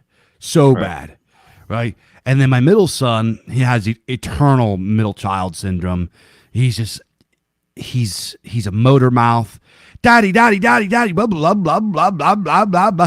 I felt bad earlier. I I didn't yell at him, but I'm like trying to cook dinner and get dinner done. And he's like, Daddy, this, that, and me, my mom, why are you doing this? Why are you doing that? Why do you have that thing on your head? Do you like that? Is that thing, do you like the color blue? Blue, the sky's blue, the ocean's blue, the Mosasaurus is blue. Did you know that Mosasaurus was the biggest aquatic dinosaur? It's like, dude, and I'm just like, dude, that's enough. That's enough talking. Let's I stop tell them talking. shut up all the time. I'm like, shut up.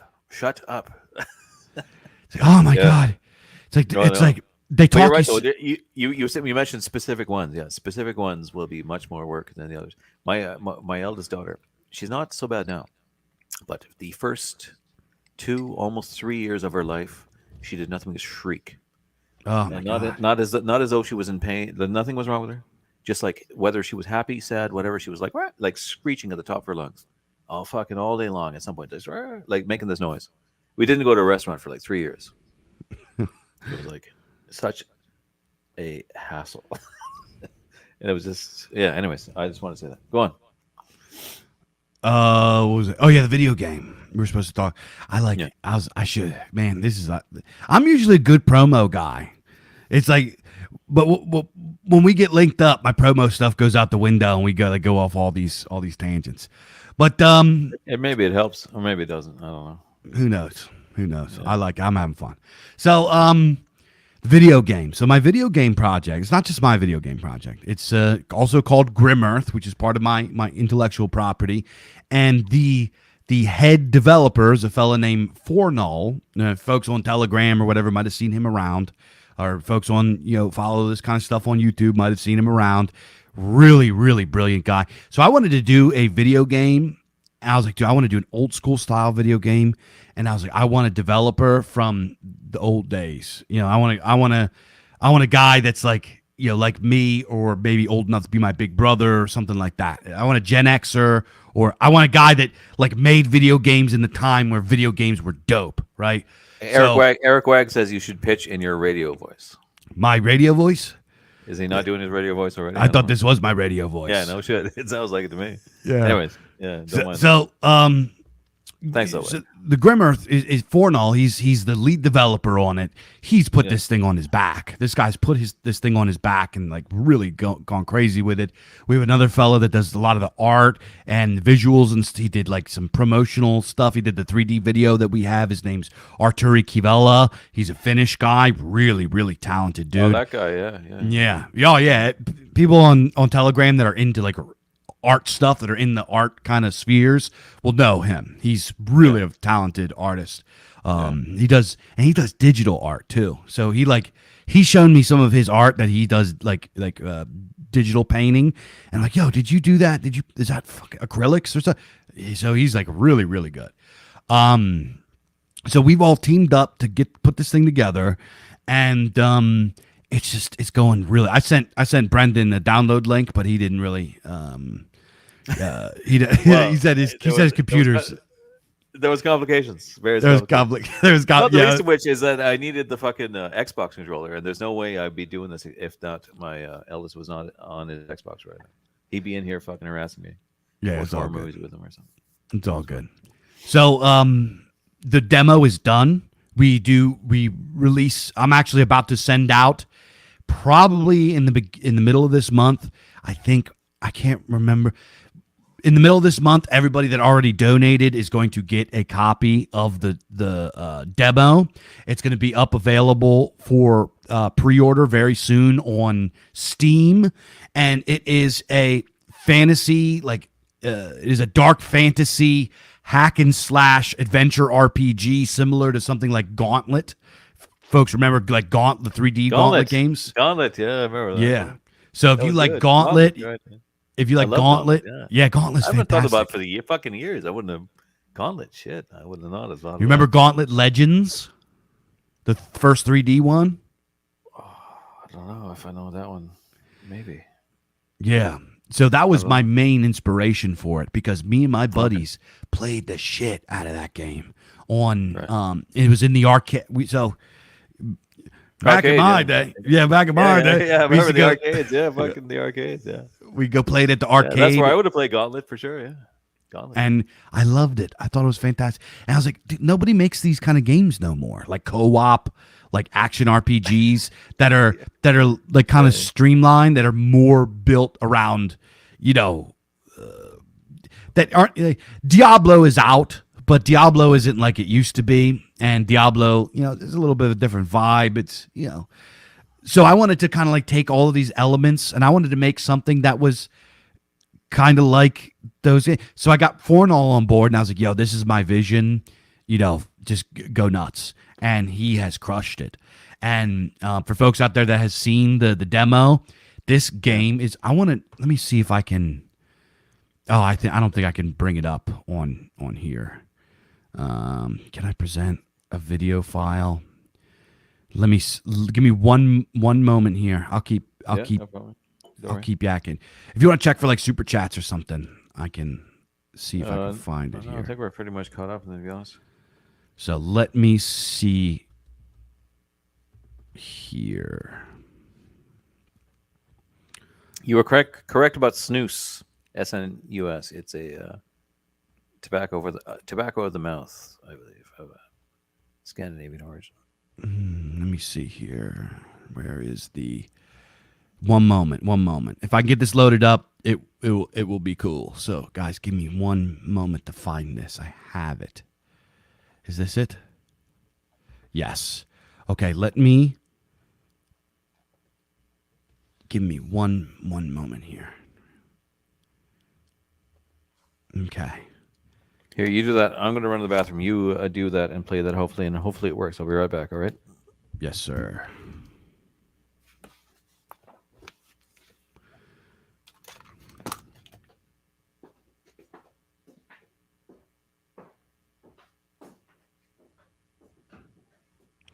All right, I have it fixed up. I want Brendan to see it because I think he's gonna like it.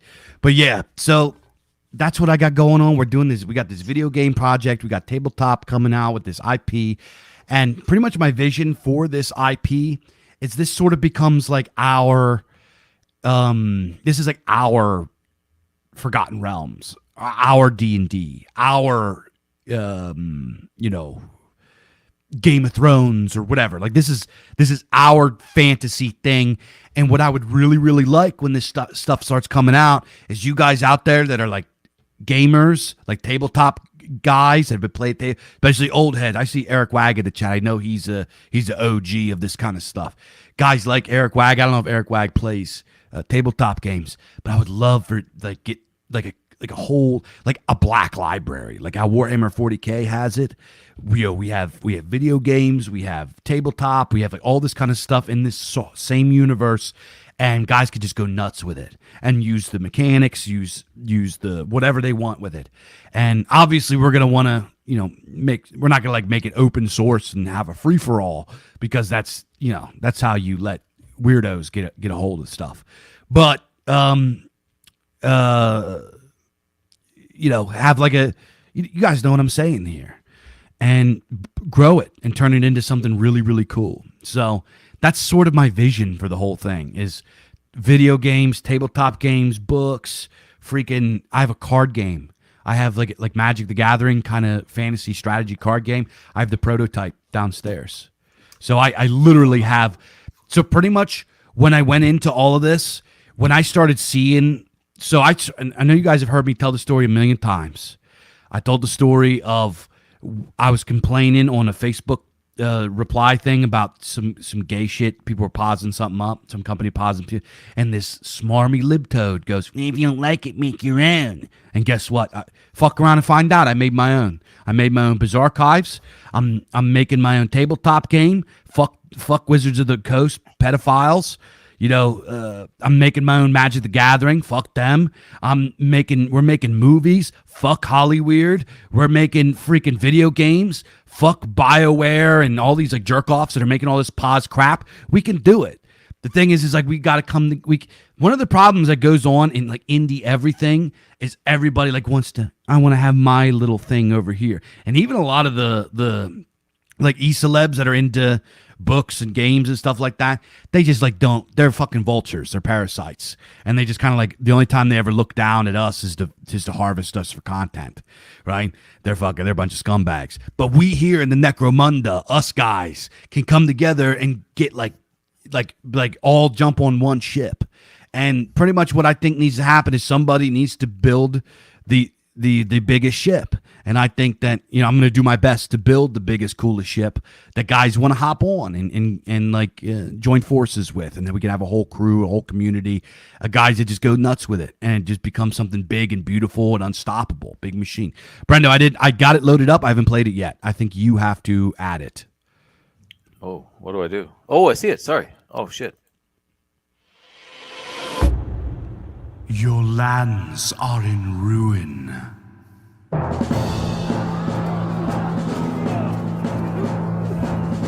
Your spirits are broken.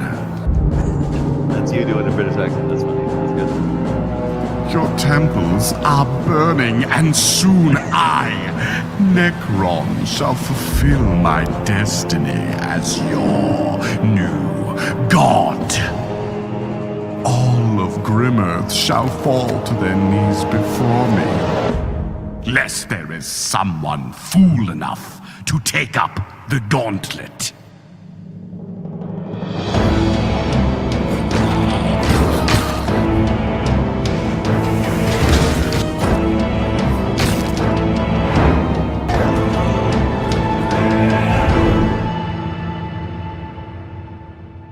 Yeah, it looks good. How far along is this thing? So we have a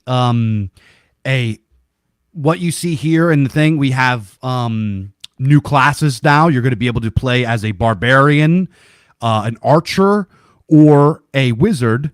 And he's got like the whole first level all mapped out. We're just going to add a bunch of new levels and new enemies, and it's literally just going to be just kill massive. Dude, it is so fun. It is so fun. This game, if you saw it there, he does like the spin attack. Like it's so satisfying because you literally just slaughter like hundreds of these enemies. They go flying, their corpses ragdoll everywhere. Like I did a lot of the voiceover. I did all the goblin voices. I did what else did I do? I didn't do all of it. The barbarian is voiced by Arturi. I'm the narrator, so like in Gauntlet, it'll be like, "Barbarian needs food. You have become more powerful," and like all this kind of shit. So it's so much fun. It is. It's also pretty hard. It's a difficult game. So you have to get better at it. It's not like there's like no tutorials. There's nothing like you just hop in. This button kills people, or like this button swings it. This button does magic. This button does dodge, and like that's it. And you just try to kill as many bad guys as possible and get gold and level up, and it's so much fun. It's a great game. It's gonna be a great game. Good, yeah. That does look good. I wish I was better prepared. I could show you the clip of the game the guy's making for me. Although he hasn't I don't think he's worked on it for a little while, but he is still working on it. I know that. It's like a more of like a what do you call it? Like a 2D sort of like phone game. You're like it's not 3D. You're like it's like a sideways. You're moving along like Ghosts and Goblins. You're traveling to the right over landscape. Yeah, side scroller. Is that what it is? Side scroller. Yeah. So it's a more kind of simplistic kind of game, I think, overall. But it will be fun when it comes down to it. To do the music, actually, also I have to do some music now for. I must get that song finished that I want you to sing on. I did not get back to that ever since before Christmas. I've got so busy with other stuff. the drums are over there, the guitar's over there. I've got to fucking just do it, and I will soon. I promise. Because now I have to get back in and do this. Someone is doing a audiobook for Aegeon, and so I'm going to put some music in the background, just like some spooky synth stuff or whatever. Right? Mm. But it's going to get me back in the music recording scene vibes. So I will get that song over to you sometime soon in the new year. Nah, I dude, will take your get it time. fucking done. I was working with it, what you sent me, and it was just like I was coming up with some melodies and stuff. I said, I don't fucking like this, and you know, like sometimes like it's just I don't know. Sometimes you just get into a rut, you just can't come up with something that you like.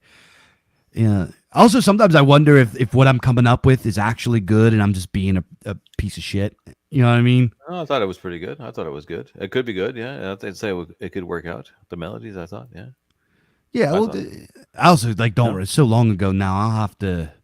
well, yeah, I forgot too. Yeah, Yeah. I have to totally go back. I've totally forgot everything I was doing, but I have luckily we have it recorded, and then we can look at it and try to remember what. I have a new song in the works too. I have a new song I'm about to Do you? drop. Yeah. Oh, It's gonna be called very good. Strange Moons.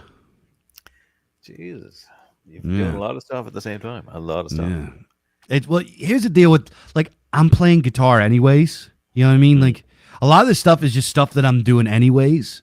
So like what is it? Like I'm already jamming, just plug it into the computer and record it. You know what I mean? Big deal. I don't my music is like I'm kind of a stinky like I'm a stinky musician. And like I don't really put a lot of effort into the recordings. So, you Yeah, know, but you come up with excellent sound recordings. You get these. Your drums in particular, I'm very envious of the sound of your drum tracks. When I'm like trying so hard to get a drum sound, I cannot failing continually. That's my whole fucking woe that drives me nuts is just getting a decent sound. you know what? I have another friend. He's kind of like he's not really in our scene thing kind of stuff, but he's a musician and like Yeah. records he does kind of like I don't know, I guess like pop rock punky kind of shit. But he sent me one of his tracks he did a while back. I was like, yo, who'd you get? Is this you didn't program these drums? He's like, no, I didn't program. I was like, you have a drummer now? Because he doesn't play drums, right? At least not that I was aware of. He got one of those like those tabletop drum, like Yamaha drum, electric drum kit things. Yeah. And it's the ones that like it's like freaking like a rhombus, I don't know, like oblong shape, and it's got the little circles just sitting on the top. You know, one is freaking, and he just plugged it in his computer and recorded it with that. And I was like, it sounds as good as acoustic. Yeah. I was like, dude, that sounds fucking better than my shit. Well, with the drum tracks you get, you said you got like because you can also pay people like very small amounts to record a drum track. I've seen this. What's that website? I forgot what it's called now. There's a website that you can send them in like a basic Like Fiverr. Yeah, that shit, and they'll fucking record you one to the sound you want supposedly. And I haven't used it yet. But I'm very tempted just to do that actually. I'd love to just do it all myself, and I'm obsessed with it. But I should. It's taken so long. It's taken so long to the point that I've given up on finishing it. So probably if it comes to that point, I should just use Fiverr or something like that, and I will, and get a drum set. You know, if you're a drummer nowadays, you got, dude, that's where the money is just being like a for hire drum recording guy that can just like play any genre. You know what I mean? Like that, you could just like be on a site for hire and like, oh, I just, because dude, I know drummers that I played with drummers that they hear a song one time and they just have it. You know what I mean? And they just record it. And if you're doing something on like a for hire site, and a lot of these guys are just basic ass like rock players or like blues players or whatever, you could probably just knock out multiple songs a day and make hundreds of dollars. You know what I mean? Yeah. Oh yeah, but you still have to send them like a basic, idea of what you want. But yeah, that's probably not too hard to do, I guess. Yeah. But or like a basic framework of whatever the song's supposed to be and whatever kind of recording you have. Yeah. But, There's a lot of guys out there like big time like drummers, like guys from like famous death metal bands that you can hire to do recordings for like $300. Those guys be good drummers. Anybody who's in a band like that is a fucking good drummer. Yeah, they You know are. that. Like, you can say what you like about death metal if you don't like the singing or this and that, but Say holy whatever shit, you want. the drummers Yeah. will be fucking top class. They can play anything they want. They can I play mean, they are. fucking anything. Yeah. Yeah, I mean that is the key to music like that is the drumming, and to have a good drummer. That's the hardest part. I would say putting it together. I've been like But I have a couple guys in real life that've been wanting to put a band together. Like I've been wanting to get back on stage, and they've been really digging the music that I've been putting when out. were you on stage before? I don't even know. Oh, Were you a singer? You were a singer, obviously, were you? Or I what? sang in a few bands. I A played. polka band? No, I never sang in a polka band. That'd be good. I That'd I be so sang in funny like if you a did. It'd be so excellent if you did. yo. I think I could. Imagine that. You I could. do I know know you could. some Of course you polka. could. Of course So you could. yeah, but I sang in a classic rock band. Did you? Yeah, I sang in like a classic rock cover band, and that was back 60,000 packs of cigarettes ago, so I could actually like sing things like Iron Maiden and Judas Priest pretty well. Could you? Yeah, I don't have the. I actually had a really crazy falsetto when I was younger. Like No way. it was like people, were Yeah. pretty Oh, yeah. impressed that I had that. I don't have it anymore. It's like, Oh, shit. I struggle to get up there, I and can imagine with the voice the way your voice sounds. Yeah. yeah, I just smoke. I smoke too much. I smoked my vocal cords away. I wish somebody would. Well, I that's wish good. So somebody you was got that. around. Well, that's what Lemmy and those guys did on purpose to make themselves more growly and stuff, to get like that other kind of sound. Yeah. Yeah. If you And get then that Bon Scott. I did death metal vocals for a long time. Did you? So I didn't know. yeah, I did death metal and black metal vocals for a long time. So actually, my last like 3 bands were all death metal bands. Really? Didn't know Yeah, that. yeah. I was Cool. in one band. I'm not gonna say the names because you guys can just go look them up, and I don't want anybody to go harass my old bandmates or whatever. But I was in one death metal band, and then that kind of fell apart. We never really got on stage, and then I was in another one. Actually, I was in one before that where I just did vocals. That was a lot of fun, but I didn't have a car, and I couldn't get to practice. So they like they fired me because I couldn't come to practice. Shit. Yeah, That sucks. Well, yeah, yeah. Walrus. They were a good band. We were good. We were actually pretty darn good. That was a lot of fun. That was a lot of fun. Actually, that was actually one of the most interesting shows that I ever played. Was with that Really? band. Oh, Yeah. that's too bad because you didn't So have a car. I'll tell you the quick story. I found these guys looking for a singer on MySpace, right? And they, I remember MySpace. Of Yeah. course, yeah. So- MySpace. they're looking for a singer. They're like, we want a guy that can do death metal vocals and sing. And I was like, shit, I'm a death metal vocals guy, and I can sing. And I go and I try out, and they like fucking loved me because they didn't have. They said that there was a bunch of like screamo kids that showed up, and then there was like some people that were just not good. And I was the first guy to actually have death metal vocals, and then also have like 80s style operatic style of singing. So they brought me in. I didn't get a chance to like work in too much of the actual singing. They're like, I get in, I go, we do 3 practices, and they're like, oh yeah, by the way, we booked a show in 2 weeks. And I was like, oh my God, what the fuck? So they're like, here's the demos that we have. Can you write some songs for these songs? Or write some lyrics for these songs. Yeah. There's like, I think there was 6 songs on it, right? So we go to we do practice or whatever. I write the songs just like whatever. We go to this show, right? If the venue is in I don't even know where, somewhere bumfuck north central Pennsylvania, like middle of nowhere Okay. kind of place. And we go, and it was actually a pretty big show. 2 of the bands that we opened for went on to be like national touring bands. They had a pretty big music scene in this bumfuck place. I didn't even realize. So this place, it was so bizarre. It was half a deli and half a bar, and the whole back room was filled with broken grandfather clocks. And the stage that we played on wasn't even a stage. It was just like kind of this area that was cordoned off, like with like half walls or whatever. And there was like a broken old piano in the back. and there were wild cats like running in and out of the place. What?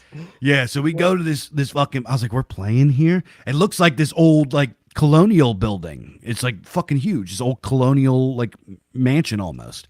And we Okay. go in here, and the fucking owner is this one guy. I don't even know where he was from. He had some weird European accent, and he owned the whole fucking place. He was completely bonkers, right? This guy's completely fucking bonkers. But we played it. Apparently, they played shows here all the time. This was like a really awesome place to go play shows. So we go in here. I was like, this is gonna fucking be terrible. Nobody's gonna come to this. So in literally a few hours after the sun went down, the place was fucking packed. Hundreds of people came. Like like if there was like the fire department got called, they would shut it down. That's how many people there were. It was insane how many people there were. And it was my band. There was a band that came on immediately after us that was probably the most brutal death metal grindcore band I've ever seen. There was another band. They were like a freaking, I don't know, like a Marilyn Manson ripoff, like new metal radio goth band. They were terrible. And then there's this other band who were like sounded like if Lamb of God toured with Godsmack. They were like a new metal version of Lamb of God. And then there's like the headliner band, which was like this like metalcore band. They was like they would play like the it was like one of those kind of fucking bands, right? Like the scream core kind of. They were like the headliner. They were like really popular at the time. So I go out on stage. There's cats on the stage. I have written these songs. I've only known them for maybe a week. I've had a week to practice them. I'm like nervous as fuck. I haven't been on stage. I barely know the guys in my band. I don't know anybody in the crowd. This place is fucking weird. And we played the show, and I like before I went on stage, I like took 2 big ass shots of whatever liquor my friend handed me, and we fucking crushed it. Half of the lyrics I couldn't remember, but I just went, I just like fucking like gurgled my way through them. That's metal. You can do that very And easily.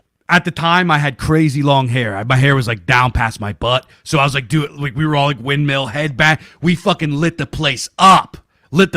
People were like fucking moshing. There was beer bottles getting smashed, and like it was a blast. It was so much fun. And then we smoked weed and did cocaine and partied with all the guys in the bands and fucking had a fucking awesome time. And we all got so fucked up and passed out outside. I slept under a pine tree. It was a fucking great time. Nice. Well, that sounds good. That does sound very good. Excellent. It was a lot of fun. Excellent. Yes. Well done. Well done. Shit. I wouldn't do cocaine anymore, though. I don't do drugs anymore. I never did cocaine. That's one of the, I mean, I did lots of acid and mushrooms and shit like that. But I accidentally smoked crack once because of this fucking biker guy handed me his, we were smoking weed in his pipe, and I smoked some, and he was like, oh, there might have been a bit of crack left in that. Oh. And I was like, oh, and my heart was beating fast or whatever. But I didn't really, even that, I was like, I didn't like it. It was shit. Yeah. It's garbage. I smoked it once. Not it wasn't on, but I was like really drunk, and there was like this like scumbag dude at a party, and I know who he is, but he's like, "Yo, fucking try this or whatever, blah blah. It'll make you feel better."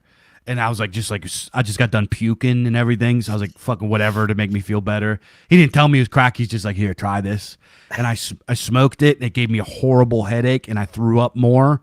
And like I just had a terrible headache for the whole next day. Yeah. That's all that happened to me. Yeah, it's fucking shit. It's garbage. And so and cocaine's much more of a social drug kind of thing. Yeah, it's champagne of drugs. Champagne of drugs. That's right. Your story reminded me of this guy. When I was young, I was in college. We were jamming in this house. We had this nice, sweet arrangement with this house. We jam in the basement and a lot of death metal and stuff, or like sort of Sepultura kind of stuff. And we would play a lot of that kind of thing. But I was really more into playing like a 70s Black Sabbath kind of sound stuff. So this guy moved into the place. What was his name? Chris Pewter was. I shouldn't give out his real name, but whatever, it doesn't matter. So long ago. And he came to the place. He moved in on the premise that my roommate had told me that he was an incredible singer, but like such a good singer, and he was going to come down and sing. And he'd already moved in before we even heard him singing somehow. So, of course, he was a shit singer. He was terrible. He didn't do fucking anything. He couldn't sing. I could sing better than him, and I'm not a fucking singer. And all I remember about him is he was a long haired guy into his music, but he was a fairly normal guy. And he moved into the house, and we immediately got him introduced to drugs. And I just remember that he smoked weed the first night he was stayed in the house, and he smoked it every day since. And he had not smoked it before in his life, and he was like in his mid-20s or something. So like every day from that point on, he was baked. That's But terrible. he didn't fucking sing or didn't jam or do nothing. I was like, fuck you, you're staying upstairs. You can't sing. He was a shit singer. But anyways, Was he trying to do like Sepultura type vocals, or was he no, trying to no, do no, like no, no, sing no. sing?